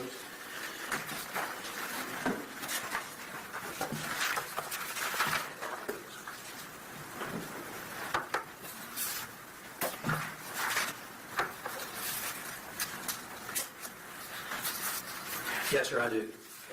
Okay. And can you give the jury a general idea of what we're looking at? These are the photographs regarding the mapping and the roadways right close to 3573 in that area of Cottondale. Right. And are you familiar with this area during your time as sheriff? Yes, sir. And do you believe these maps accurately represent the surrounding roads and cities, towns, and things in that area? Yes, sir, that is accurate. And is this the area in which Athena Strand went missing? It is. So if we'd have to ask you the next 24 through 23, excuse me, through 27.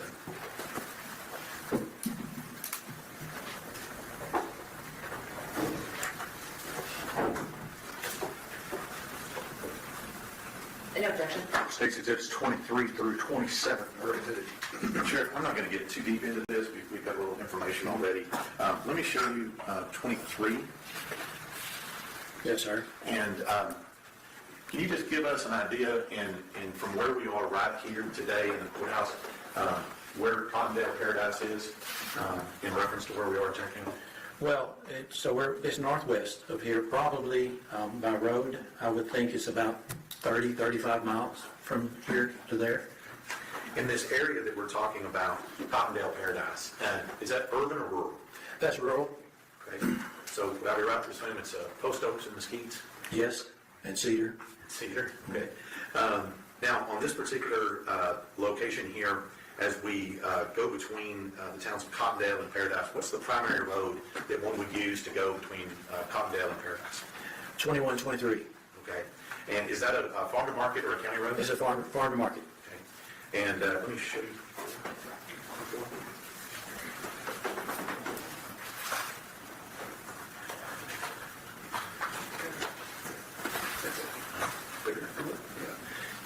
see that road on this map here, Sheriff? Yes, sir, I think I do. Okay. Is that the road going east and west there, the main road? 2123? Yes. Yes, sir. And just to fast forward a little bit, is Athena Strand's residence off of 2123? Yes, sir, just to the north, Okay, and do you know what county road that's on? 3573. All right. And let me ask you a few questions about the scene on 3573. Was that part of your job to coordinate and set up the search for Athena Strand? Yes, sir, it was, it being sheriff, basically, the sheriff is in charge, but we bring in folks from so many other agencies to help us in that search. So let me ask you, let me just start from the very beginning. Once that she is not found in a short time period, what assets do you as the sheriff bring to bear to help find her at that time? Well, the sheriff's office responded. Of course, we called in the Texas Rangers because we find that it's important that we use all the agencies that we can. We have the game wardens that were there, and they're always great. Fort Worth PD, they sent a helicopter or two. We also had some drones that came in from Denton County. And Highway Patrol, we had many of them there, as well as the voluntary fire departments. So we're bringing all the first responders that we can find, we're bringing them to help us find this child. All right. And now it sounds like what you're talking about, most of those are sworn personnel, what you described. Yes. Was there anybody else assisting in this search besides just the sworn personnel?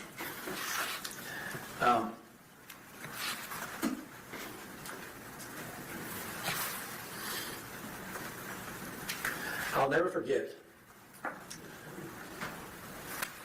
the morning of December 1st. Citizens came from all parts of Wise County to help us find that child. And we put them to work with our deputies, with our investigators, with the game wardens. It was shoulder to shoulder. We had what we estimated was about 300 citizens, and they brought their four-wheelers. Some brought horses, some brought dogs. It was...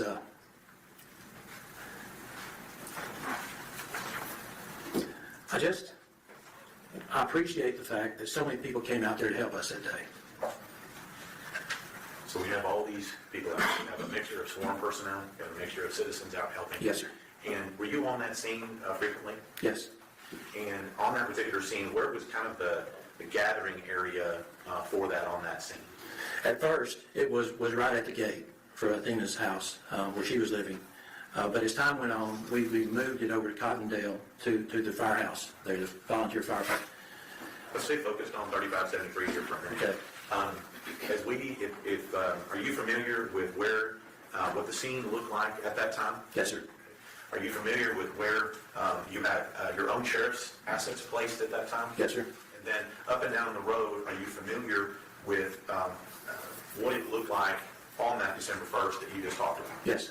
And if we were to look down this road, if we were to go back to December 1st and look down this road, what would we see as we were driving in to Athena Strand? We would be seeing those citizens in their vehicles that I was just talking about. Okay. And would we also see any sworn personnel or those type of vehicles? There are some, but really we were overshadowed by the number of citizens that came to help. Do you have a number of how many citizens you believe were out there helping? Well, we had the EMC helping us, emergency guy, Cody Powell, and he numbered 300. These are just citizens? Yes. In addition to your law enforcement? Those who actually registered, because some came on without registering. So 300. So let me just go through here, and I want to show you some pictures here, so we'll get a little bit of an idea of the scene.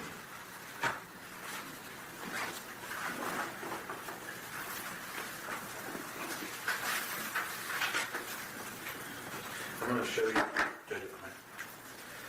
states 13 through 21. I think you've looked at these before, but can you give us an idea of generally what we're seeing in those pictures? Yes, sir. These look like, that's the route on 2123 turning into 3573, and looking at it, it looks like it's the morning of December 1st, 2022. And what we see are the vehicles of so many citizens who came and helped. And you see from time to time a marked unit of ours at the Sheriff's Office, as well as from other agencies. And we see the search people. There's some organized searchers. all the way to the end of that road that went to a cul-de-sac. And that's pretty much it. And do you recognize those pictures as being descriptive of what you saw on that day, December 1st, 2022? Yes, sir, I do. State offers, State's Exhibits 13 through 21. Do you have any objections other than those previously made known to the court? And then, Your Honor, no further objections. All right, those objections remain overruled. State's Exhibits 13 through 21 are admitted.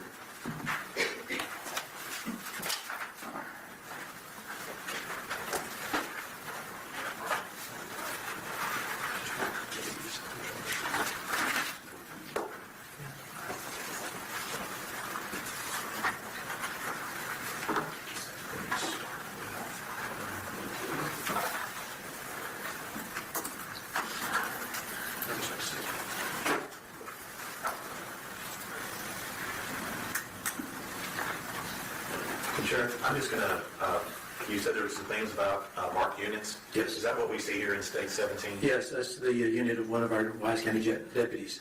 Okay. And is that the entrance to 3573? Yes, sir, from 2123. Let me show you 18 and 19. Let me just stop you right there. Do you recognize this as what you were talking about earlier? Yes, that's the entrance to the Strand home, and that's where we kind of set up our command post.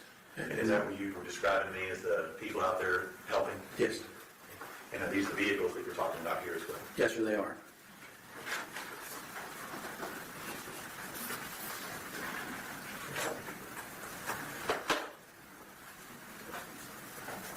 And I noticed on States 21 here, is this the same entrance to Athena's house? I think that is probably just a little bit beyond that, but it's close. Okay. And I noticed what appears to be porta potties out here. Mm-hmm. Is this was required for the amount of people that you had? It was, and those are donated, people to help. So this search is ongoing from November 30th. This is on the 1st. Yes, sir.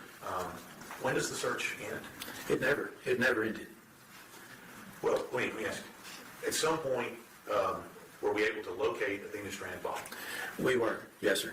And at that point, did then the sheriff's search for her as a missing person end? Yes, sir. At that point, that's when the search for Athena stopped. Now, as part of the search and what's going on, did you approve and put out a missing persons bulletin through the Texas Fusion Center? There was one, and I approved it. Let me show you what's been marked. States 22. Do you recognize this? Yes, sir, I do. And is that what we just talked about Yes. in the missing persons report? Yes, sir. That you approve? Yes. And what types of things that are usually contained in a missing persons bulletin? Well, it's when last seen, what she was wearing, and what she looks like, age, pictures, if possible. And I think that, other than that, the locations. All right. And would this be something that went out to law enforcement or to everybody? That went out to law enforcement originally. And do you recognize this as what you approved? Yes, sir. Take it off for States Exhibit 22. Your Honor, we'd object. It's hearsay, and it's not covered by the exception of 803C. It was created by law enforcement, for law enforcement, and we would object under hearsay. That objection's overruled. State's Exhibit 22 is admitted. 22, correct, Mr. State? 22, yes. Okay. Okay. And so that goes out to law enforcement. Are you aware of how it goes out? Is it electronic? Is there a bulletin? How does it go out? It was an information bulletin that was sent out from Austin to all the agencies in Texas, and generally the states that are adjacent to Texas. So as the sun sets, if you will, on December 1st, have we located Athena's body as the sun sets on December 1st? We had not. And I think you mentioned before, the search continues and all the assets are still in play at that time. Yes, sir. Now, you mentioned that you involved the Texas Rangers, Yes, sir. your old employer. Yes, sir. And who was the lead ranger working on this case? Job Espinoza. Okay. When we say Job, is that like the book of Job? Yes, J-O-B. And then you said there was some assets from the FBI as well, is that right? That's correct. And then I think you also said that you had game wardens and a host of others. Yes. Now, while law enforcement and your people and all these assets are actively searching, What else is the sheriff's office and law enforcement doing to locate Athena Strand? We were still staying, it was just right there around that area. We were looking and looking hard. We started looking at all the waterways in and around where we were right there in Cottondale. We were using still aircraft as well as drones that helped, and they were remarkable. But as hard as we were looking, we weren't finding her.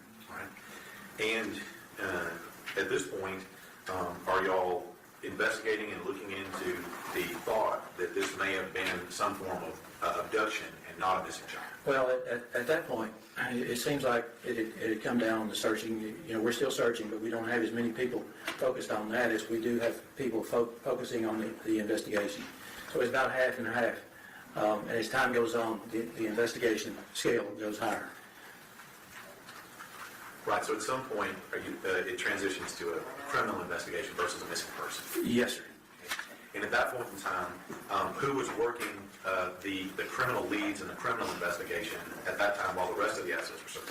We had the FBI were there, and they were helping tremendously with their digital evidence that they were able to bring forth, as well as the Texas Rangers and our investigators from the Wise County Sheriff's Office working hand in hand as we looked and trying to find what happened, where is Athena.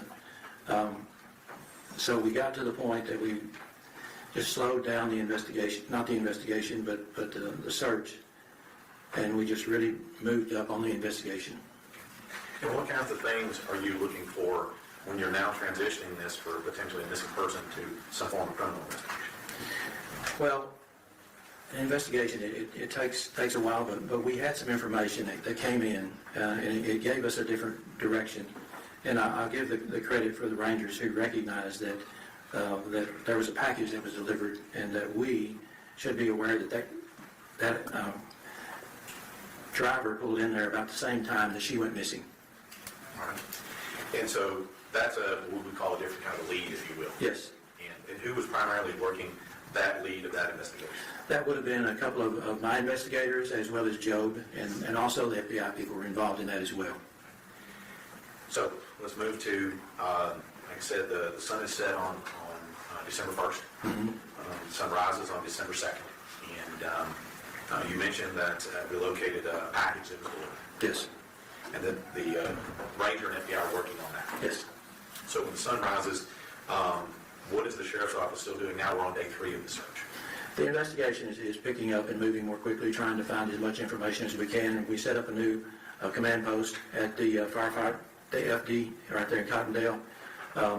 FBI brought in a big truck in their RV, actually. We started looking at things, and we had a meeting on that morning. And that meeting was in the Baptist church there in Cottondale. So there were, I don't know, probably 30, 35 investigators, as well as some of the deputies who were there as we were looking at all the leads that we had. FBI, Texas Rangers, and all of our people, as well as other agencies who were coming in there helping us with that. And we had new direction, more so than we had before, and we felt as though we're going to be able to get this thing solved on that day. All right.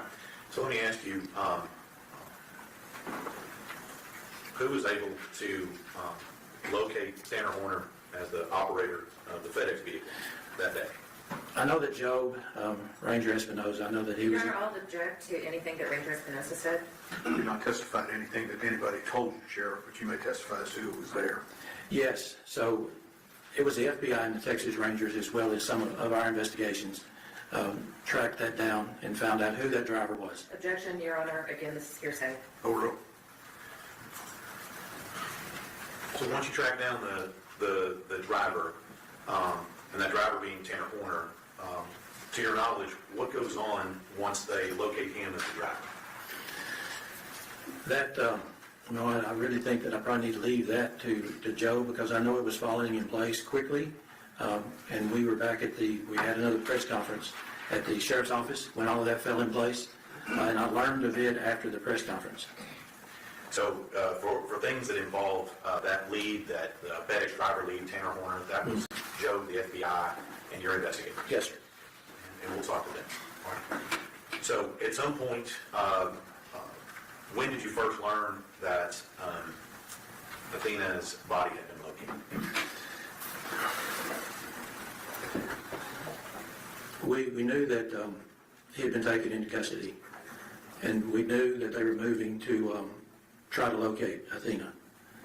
And I think it was probably right around 7:30 or 8 that night that it was verified. And let me just ask you, where was her body finally located?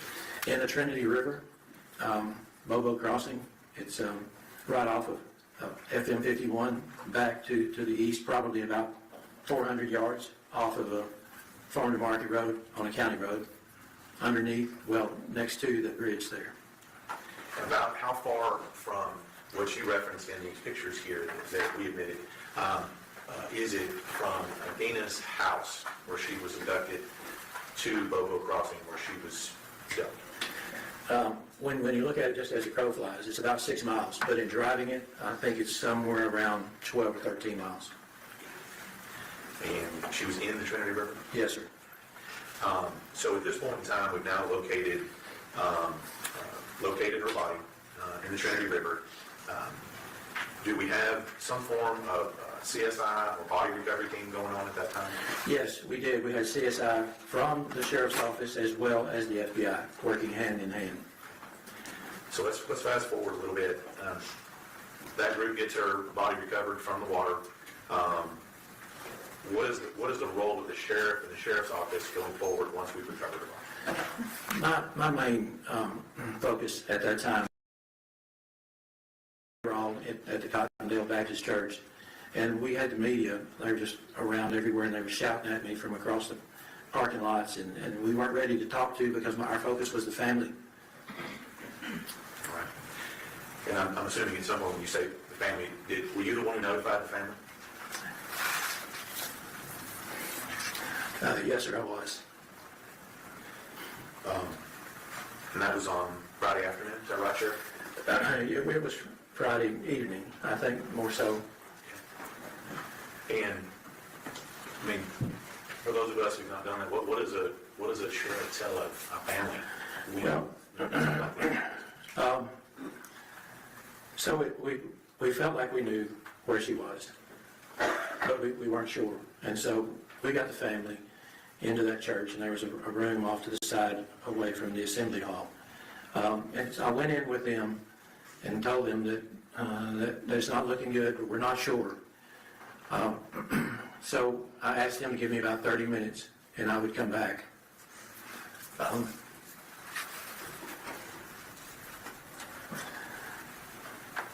That I could bring the truth back to them and what the findings were. So I went with the SAC from FBI.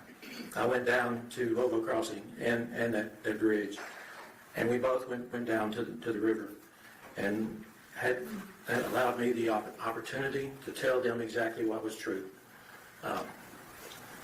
It's something it's really hard to do, but my focus was that family. I wanted them to know before any of the media. I wanted them to know. And so that gave me the opportunity to go back and have that second meeting with the family. And it was heartbreaking. And they were just devastated.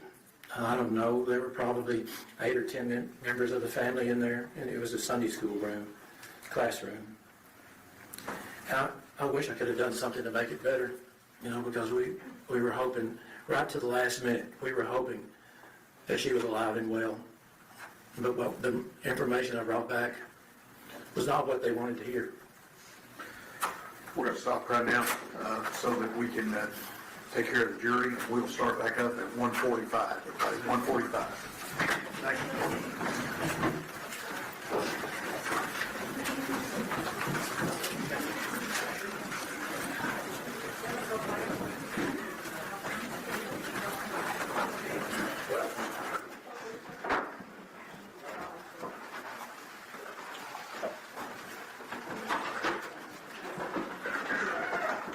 We'll be in recess. Thank you.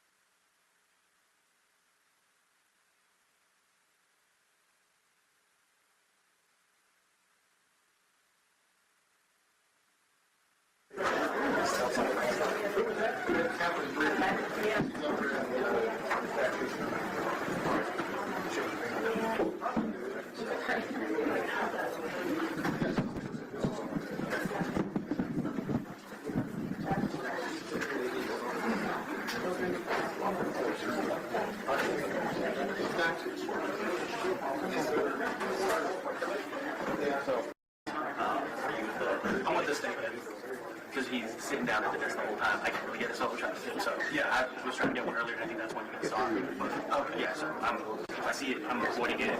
Obviously, the one in the middle is displaying what's on the TV.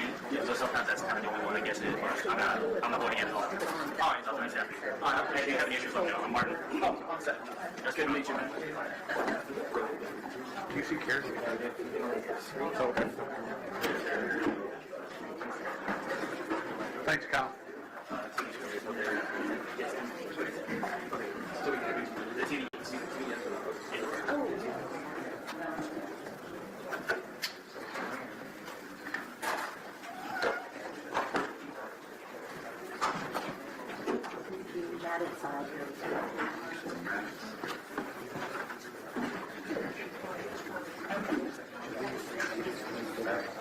No, face it. That shiny side to the screen.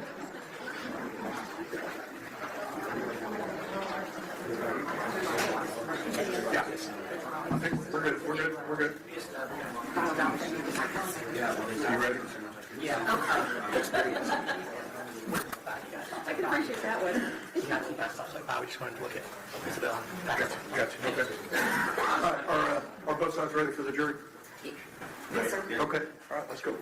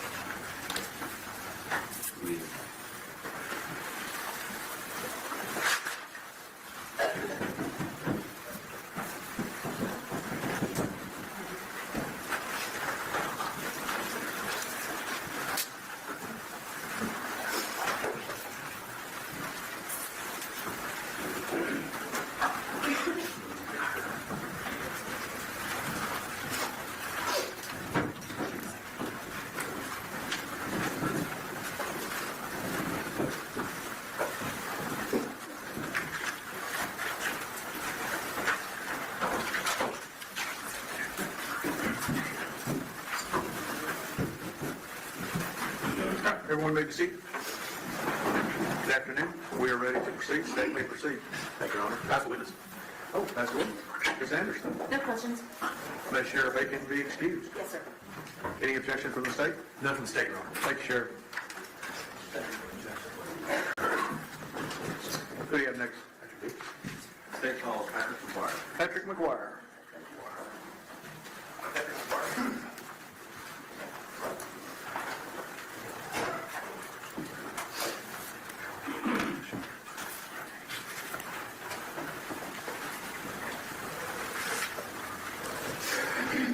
solemnly swear or affirm testimony given this cause to be the truth, the whole truth, and nothing but the truth, so help you God. Yes, Judge. Have a seat right here. Rule of evidence is in effect, says you cannot be in court unless you're testifying, and once you have testified, do not discuss your testimony with anybody else except the lawyers, okay? Yes, Judge. Mr. Berry. Thank you, Your Honor. Special Agent McGuire, would you please introduce yourself to the jury and spell your first and last name for the court? Yes, sir. My name is Patrick McGuire. I'm a special agent with the FBI in Fort Worth. My first name is Patrick. Last name McGuire, Mcguire. Thank you. And I will tell you that the court reporter is taking down everything that you say, so we're both going to try to talk a little slower and not interrupt each other, all right? Yes. Awesome, thanks. You work for the FBI, is that right? Yes, sir. Can you kind of tell us, one, how long have you been working for the FBI? I've been a special agent for a little over 5 years now. And so if that was 5 years now, 3.5 years ago, you've been about 1.5 years on, is that right? Yes, sir. And what did you have to do? I mean, what kind of education? How did you end up being an FBI agent? Yes, sir. I had my bachelor's degree, and then I was a police officer in the state of Virginia for about 8.5 years before applying for the Bureau. And do they assign you to a specific location? You get to pick where you want to go, or what? You list when you're at Quantico what field office you want to go to, and they assign me to be in the Dallas field office and then the Fort Worth satellite office. So there are actually FBI offices both in Dallas and Fort Worth, correct? Yes, sir. And is the Fort Worth sort of an auxiliary to the Dallas office? Is the main office? Yes, sir. Our main hub is Dallas. And particularly with regard to missing persons cases where Is the FBI got some special kinds of resources available that maybe local agencies might not? Yes, sir. It's common for local agencies to request the FBI's help during any kidnapping or missing child investigation.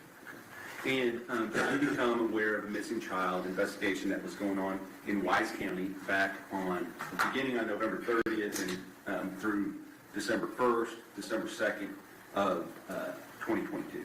Yes, sir. And can you kind of just describe for the jury how it was that you became aware of it and what you did as a result? Yes, sir. I was called by another agent who was on scene there was a FedEx package that was delivered to the victim address during the timeline of question, and that other agent basically asked me to follow down that box and figure out who delivered it. Okay. So you're running down a lead, is that right? Yes, sir. Okay. And were you working by yourself or with another agent? How does that work? Yes, sir. I was working with another agent, And what was that person's name? Special Agent Lindsay Hogan. And what did you do first in order to try to investigate that lead? We went to multiple FedEx locations, with the last one finally being the FedEx location in Alliance, to identify where the package originated and left from that FedEx location. And were you able to determine that that package did in fact originate at that location? Yes, sir. Okay. And when you're talking about Alliance, are you talking about Alliance Airport? Yes, sir. The location is right next to the Alliance Airport. And what is at that location? It's a very large facility where they intake and then a lot of trucks leave to go, I'd assume, through most of Fort Worth and the outlying areas. They have FedEx planes that land there, unload, and then they're distributed from that location to the various areas around Dallas-Fort Worth. Is that right? Yes, sir. And as a result of going to that location, did you talk to anybody in particular? Yes, we talked to one of the managers, Max Drescher. And was he able to give you some information that you then were able to act upon? Yes, sir. He identified that it was in fact a FedEx package that was delivered, and basically identified the route. Go ahead. He identified the route that had that package on its delivery. And did he get in contact with any other individuals while you were there in his residence? Yes, while we were in his office, he contacted Richard Davis, who's the owner of Big Topspin, which is the contract company for FedEx. And I think a lot of times as we see a FedEx vehicle driving down the road that we think it's all owned by the big FedEx company. Is that true? No, I believe most of the delivery trucks are owned by contract companies. And then FedEx puts their logo on that contract company, but it still has no... We lay a foundation for this. We're required to work with FedEx. Let me hear the question first. Yeah, ask the question. What is Big Topspin? It's a company that's contracted by FedEx to deliver packages. And do they own a number of vehicles? Yes, Okay. And do those vehicles say Big Topspin on them, or do they say something else? they say FedEx. Okay. And so why specifically was Max Drescher contacting Big Topspin? Because that was the contract company who owned the truck that delivered on the route that day. And as a result of contacting Richard Davis, did you receive a name that you were able to then try to track down that person?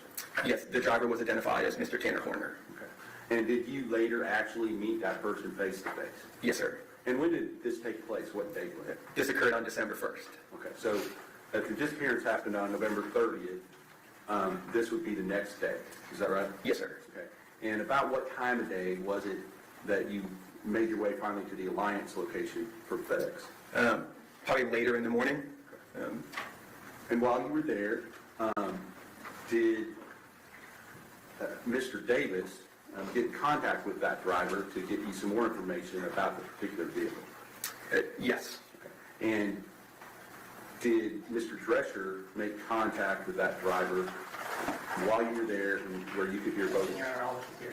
Let me finish asking a question. While you were there and you could hear both ends of the conversation? Objection to overrule. You may answer the question.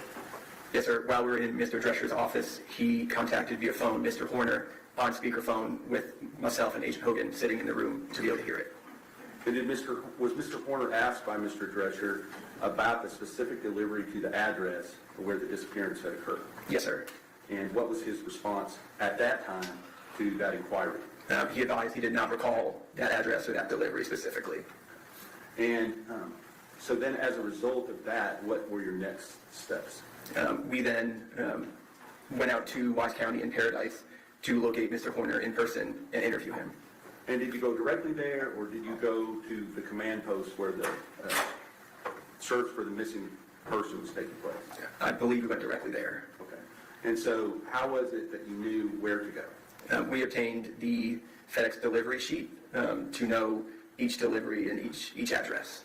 And were you able to gain some information through either Mr. Drescher or Mr. Davis as to sort of where he was on his delivery route at the time that you were going out there to talk to him? Yes, sir. We were told where he currently was and then where he would be in about 45 minutes for the drive time.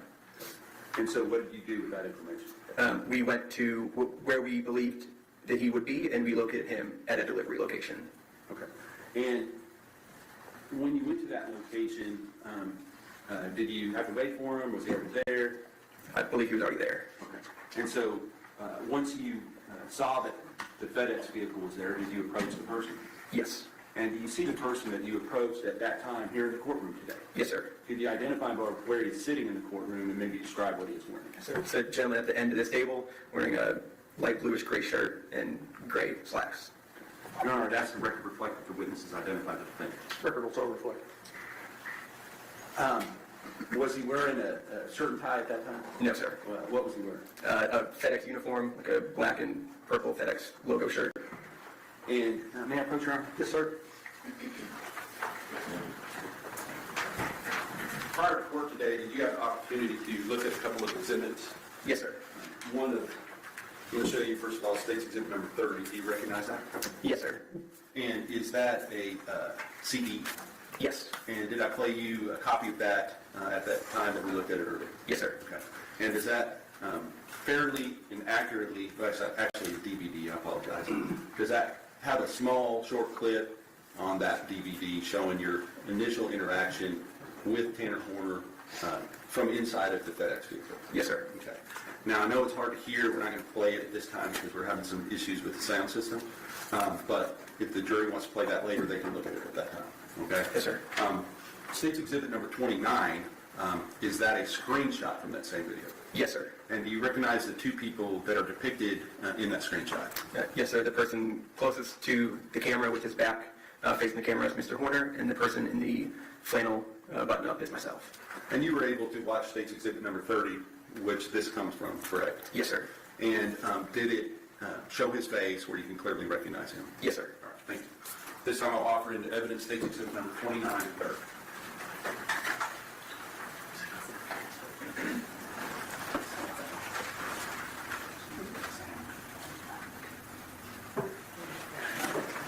That's objection 29, 430 is probably what people would want to hear that. Okay. All right. States 29 and States 30 are admitted, but we will let you review it before it's on 30, before it's exhibited to the jury. May I publish 29? Yes, sir. Thank you.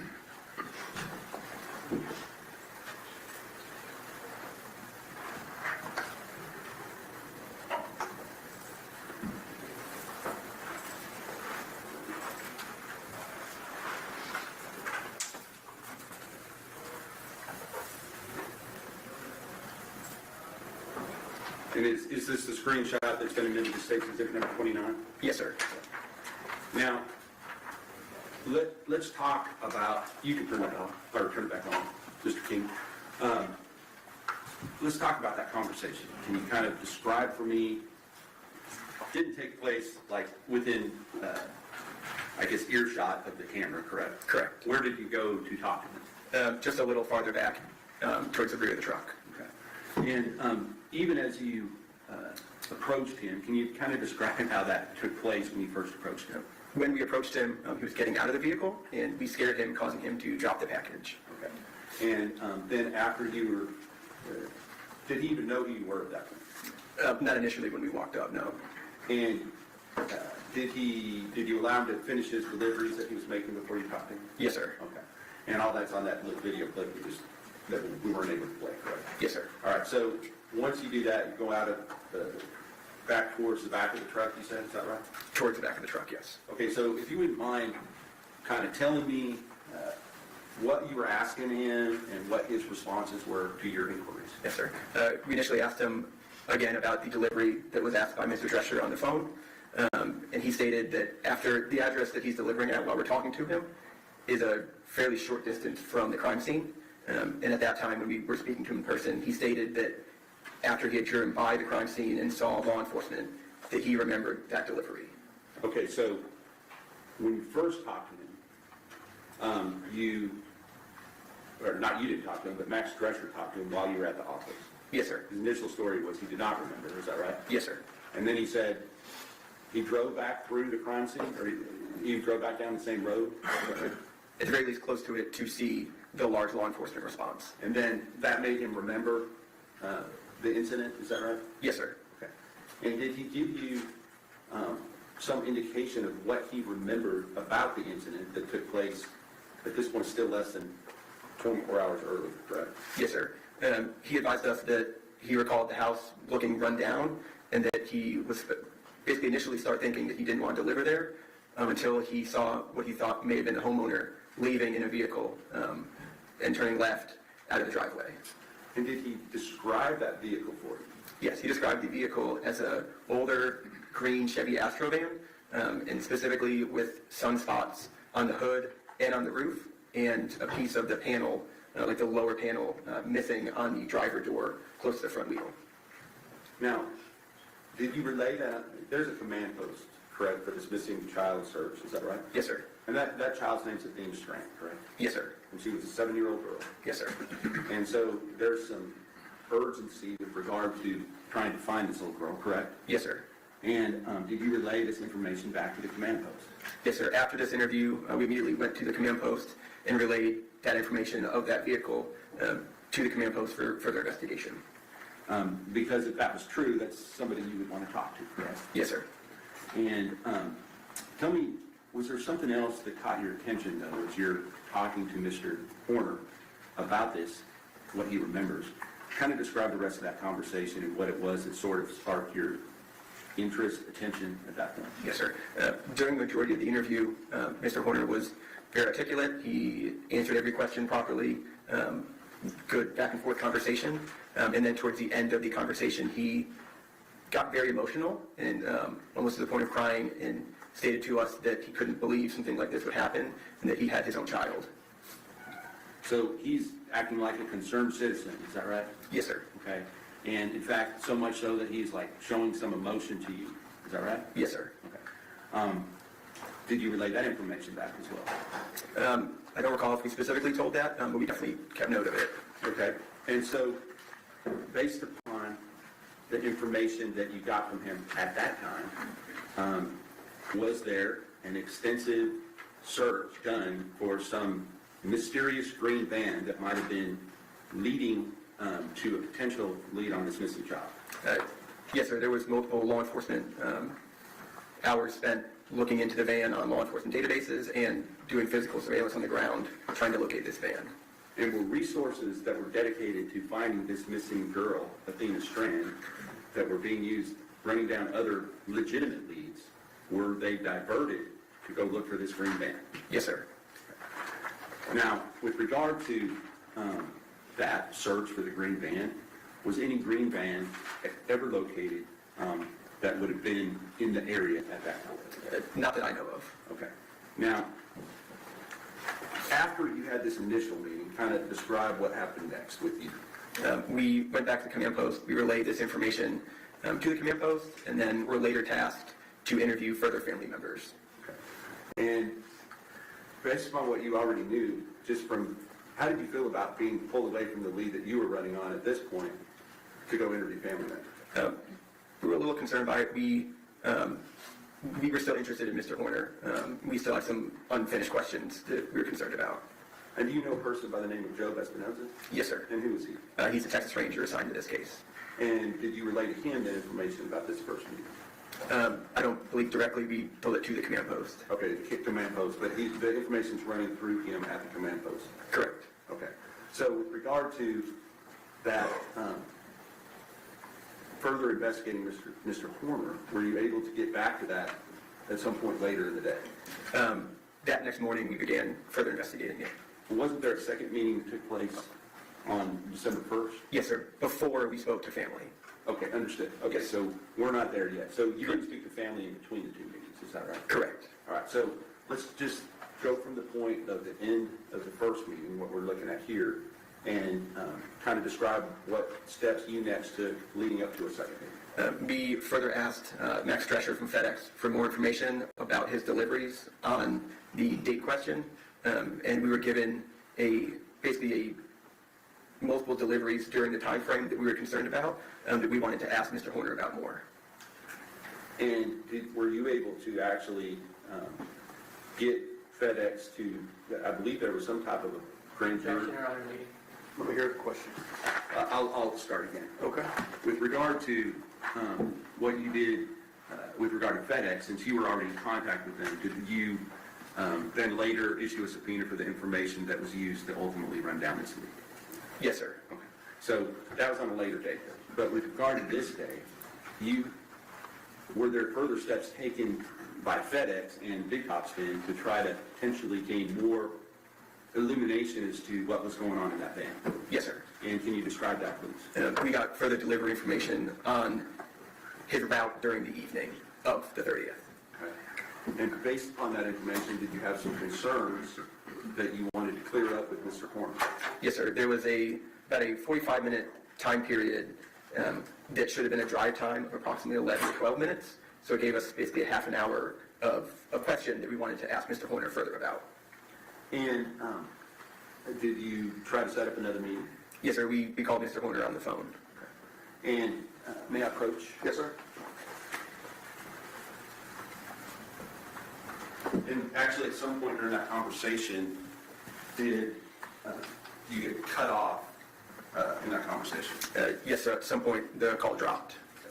And so we've already admitted 30, but there's also, I think it's 30 and 31 are that second conversation, and then 28 would have been the first conversation. Is that right? Yes, sir. Okay. I apologize. I misspoke on the numbers earlier, so it was 28 rather than 30 as far as the first call. Yes, sir.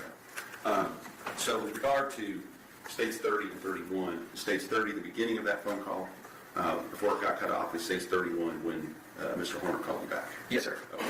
And you've listened to those prior to court today, correct? Yes, sir. And does that fairly and accurately represent both ends of that conversation? Yes, sir. Yes, sir. Now, with that understanding of the mistake that I made a moment ago, I'm going to re-offer 30 as a part of the second video, as well as 31, and then 28 is the first call, first video. 30. These are the two.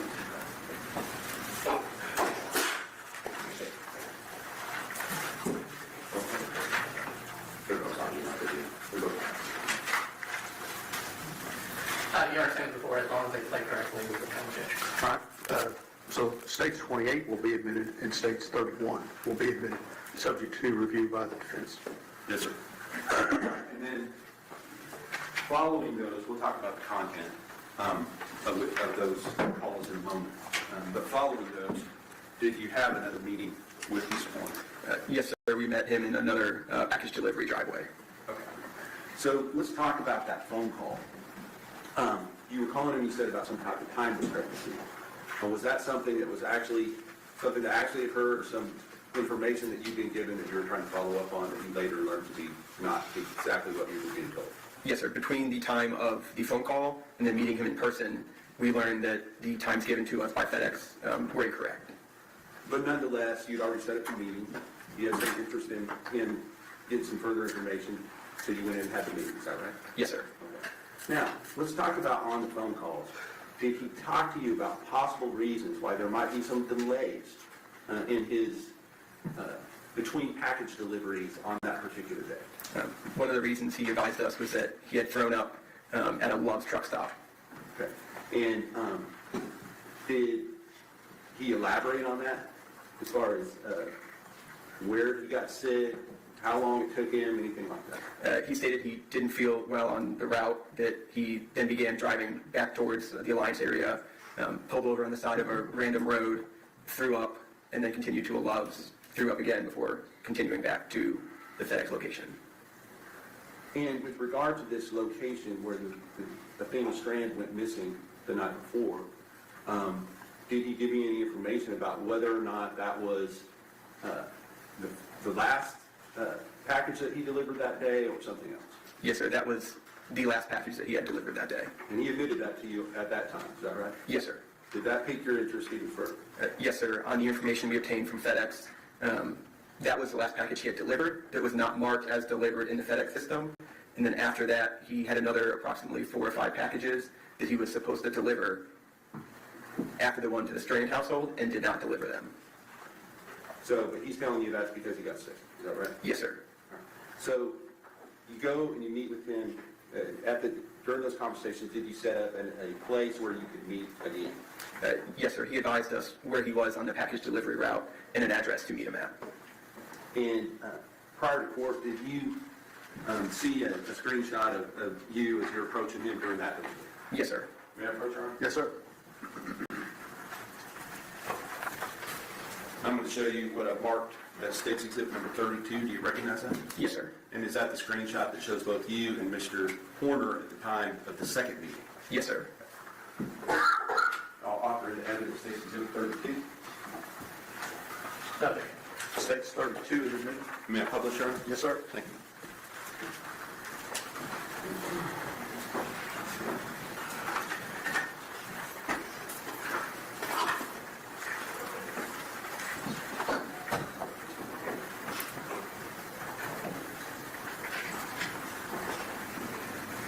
And this person walking up here, who's that? That's me, And who is the person with their arm up? Mr. Horner. Okay. And are you familiar with something called UTC time? Yes, sir. And what is UTC time? That's just the standard time a lot of video devices and basic electronics will use as a standard time. Okay. And is it sort of like, I always heard Greenwich Mean Time. Is it something like that? Yes, sir. And so when you measure other time zones, do you measure them by UTC plus a certain number of hours or UTC minus a certain number of hours? Yes, sir, based on where you are in the world. Okay. In Paradise, Texas, or Cottondale, Texas, you can turn that back on, Deputy Keith, thank you. Paradise, Texas, at that time of the year, what was the calculation? Is it 6 hours difference? Yes, sir. At that time of year, it would be UTC or GMT minus 6 to make Central Time. Okay. So then, looking at the time frames that you were there, this number here, 21:45:01, if you subtracted 6 from 21, that makes 15, correct? Yes, sir. And that would mean that would be 3:15 is on military time. What time of day is that? That would be 3:45 p.m. Okay. And is that time consistent with the time that you remember meeting with Mr. Horner the second time? Yes, sir. Okay. So, with regard to this meeting, tell me just in your own words, describe what took place here. We initially spoke about the time discrepancy again, and basically told him that what we spoke about on the phone, we learned now to not be true. And then we further asked him about the green van that he had initially told us during the first interview. And did you do something more than just ask him about it with regard to the green van? Yes, sir. I Googled and found a picture of a older green Chevy Astro van. And what did you do with that? I showed Mr. Horner my phone and asked him if the vehicle on the screen matched what he saw in the driveway the day before. And what was his response? He stated that vehicle was very similar to the one from the driveway. Okay. And can I approach get your? Yes, sir.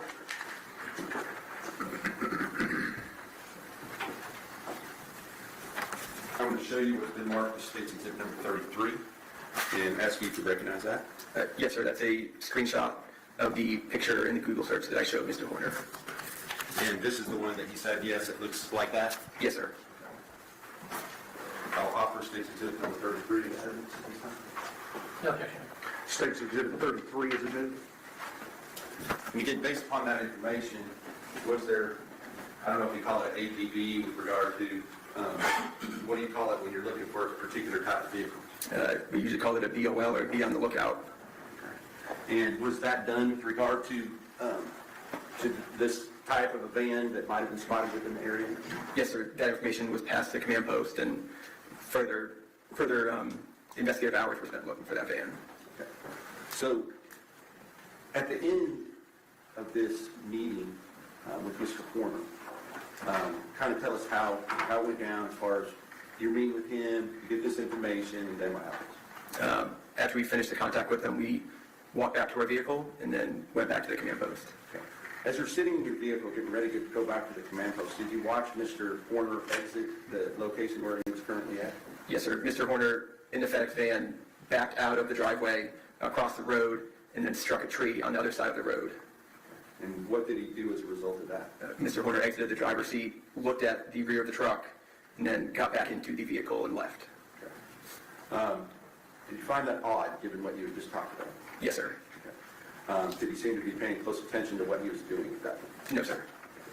Now, with regard to other things that you did in this investigation to try to find Athena Strand, can you kind of just give us a brief synopsis of those things? So after we did the second interview, we went back to the command post, and then that was when we were tasked with interviewing further family members. Okay. Now, based upon your conversations with Mr. Drescher and Mr. Davis, were they trying to obtain some more potential evidence as to what might have happened? Did you ask them to obtain some more evidence? Yes, sir. Later on the 1st and early into the 2nd of December, we obtained further information from FedEx. Go ahead, you may answer. We obtained from FedEx further information of Mr. Horner's delivery route on the 30th and on the 1st. Was there some indication that there might be video in this van? Yes, sir. We were also advised that all the vans were equipped with a dash cam. And did you ask them to try to obtain that video information from the vehicle that Tanner Horner had been driving on November 30th, 2022? Yes, sir. Now, was that able to be done on the 1st? No, sir. But on the 2nd, did you receive video from that van? Yes, sir. During the afternoon of the 2nd, we obtained video from Velociter, which is the company that runs the dash cams. Now, were they able to give you a full video of the entire event? At the time, during the afternoon of the 2nd, no, sir. The first video we obtained was basically a phone recording of a screen of the dash cam. Did you see something on that piqued your interest? Yes, sir. It was a phone screen recording of a video of Mr. Horner placing a small girl into the back of his FedEx van. And was the time on that video consistent with the time that Athena Strand went missing? Yes, sir, as far as I recall. Now, at approximately the same time, based upon other information that you had already obtained with regard to the routes and those sort of things, was there action being taken to try to detain Mr. Horner? Yes, sir. At the same time that we obtained that video, myself and Agent Hogan were doing surveillance on Mr. Horner during his route on the 2nd. So, for a little while on the 1st, you were diverted to speak to family members. Why was it that they were focused on speaking to family members when you're in the middle of investigating this one? A lot of time during law enforcement investigations into a missing child abduction, your family is likely suspects. So one of our initial jobs is to follow any lead, but usually talk to the family and identify further leads from them. And so, because you all do, I guess, the big thing that you see on TV with the FBI is profiling, right? Yes, sir. Explain what that means. Basically getting it's our behavioral analysis unit. I'm not a member of it, but they basically will intake all the facts the field will get to basically create a profile of who they would generally believe to be the suspect. And is there a lot of things that go into those kind of profiles? Yes, sir. Statistics and other things? Yes, sir. And with regard to that, is it often true that a person that is responsible for abducting a young child is often either a family member or somebody that knows that child? Yes, sir. Okay. The stranger abductions are less common or more rare, is that right? Yes, sir. Okay. And so with regard to this case, you were able to kind of help lead in the right direction with regard to Mr. Horner. What changed on the morning of the 1st as far as now you're back on surveilling Mr. Horner? The morning of the 2nd was when The 2nd, I apologize. Yes, sir. We obtained the official records of the deliveries, and basically there were some anomalies of the last package delivered was the one before the victim address of the Strand household. Then we know the Strand package was delivered because it was on their doorstep, but not marked delivered. And then there was 4 or 5 more packages that should have been delivered that night that were not delivered. In fact, just coincidentally, did you later learn that the first delivery that you first contacted, he was at delivering packages he should have delivered the night before? Yes, sir. Looking at the tracking numbers for all the deliveries he did not make on the 30th, one of the packages he was delivering when we walked up to him the first time on the 1st was supposed to be delivered on the 30th by him. It was not. It was put back on the truck and then delivered by Mr. Horner on the 1st. But he was delivering did he seem to be doing his normal route and doing his deliveries just like any other day at that point? Yes, sir. Did he ever admit to you at any time that he had anything to do with the disappearance of Athena Strand? No, sir. Had he done so, obviously you had taken different steps, is that right? Yes, sir. Instead, based upon that information, other resources were diverted to other places, is that right? Yes, sir. Now, on the second when you're surveilling him, were you in the position where you were able to see when he was actually taken into custody? We arrived shortly after he was taken into custody. Right. And who was it that took him into custody? It was marked units from the game warden, from the sheriff's office, from multiple different agencies. And after that point, other than obtaining the grand jury subpoena for all the FedEx records, were you involved in this investigation any further? No, sir. I'll pass the witness. Call for examination. No questions, Your Honor. We have no issue. I'm sorry? We have no issue with him being excused. All right. You may step down. Thank you. Thank you, Judge. Counsel, y'all approach.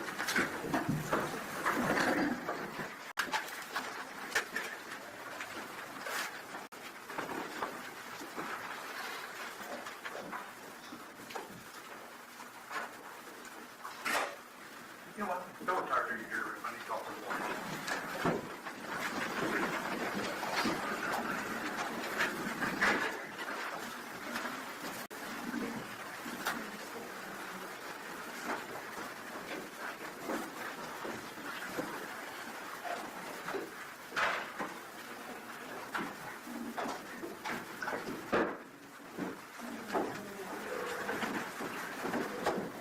All right, y'all just come.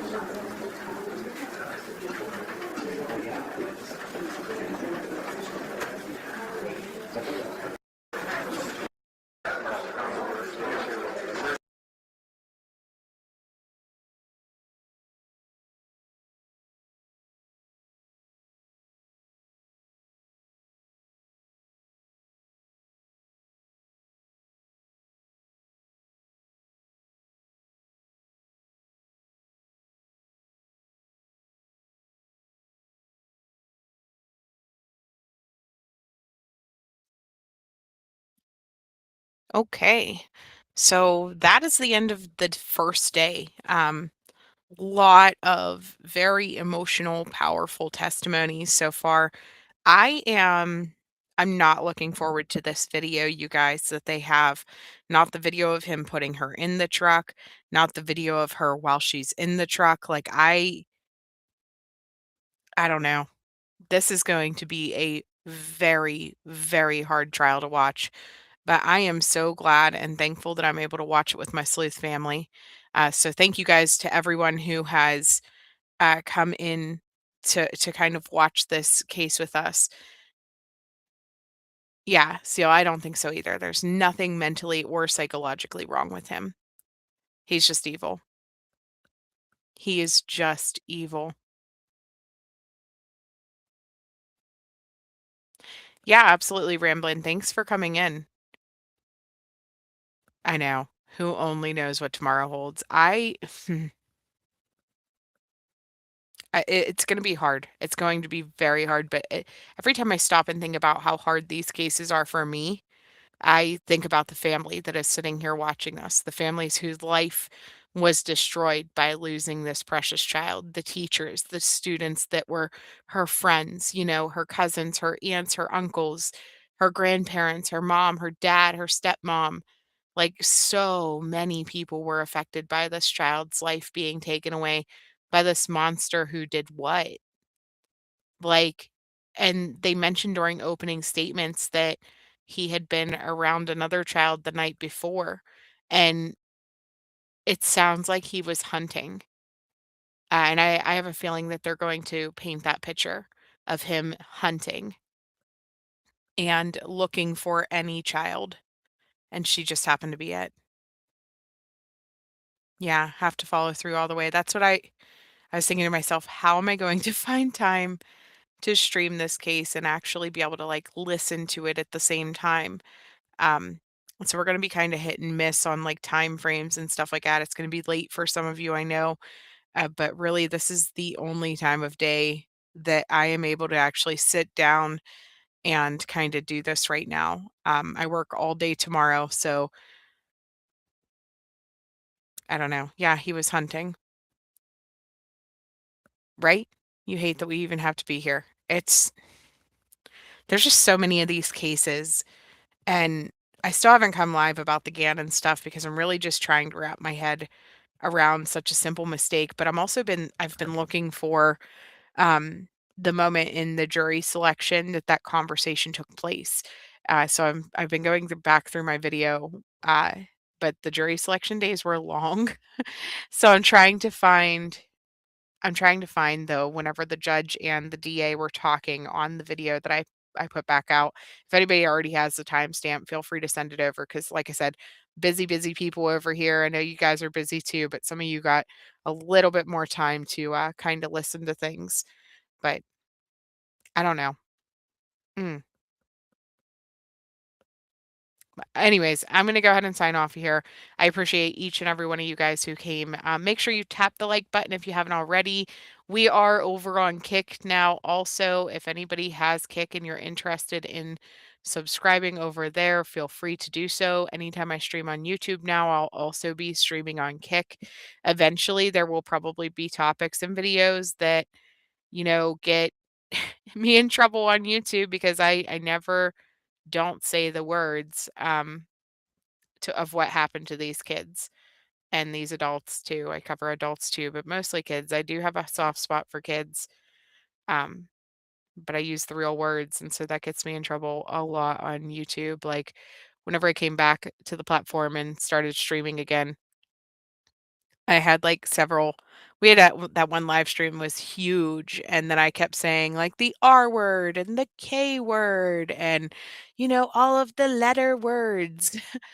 And I was saying the real words, and of course, right after that, I got in trouble, and now I'm kind of like shadow banned almost, or whatever they call it. Who knows? I just, mm, I can't help it. But so there's Kick also. If you guys have not followed me over there, if you have a Kick, if you don't have a kid, we'll be here. We just might have small audiences until I learn to curve my speech patterns. Imagine a true crime creator that can't say crime words. But I will see you guys all tomorrow evening, and we will watch day 2 of this monstrosity. No breaks, no quiet spots, and see what we can see. Have a good night, everyone. Bye.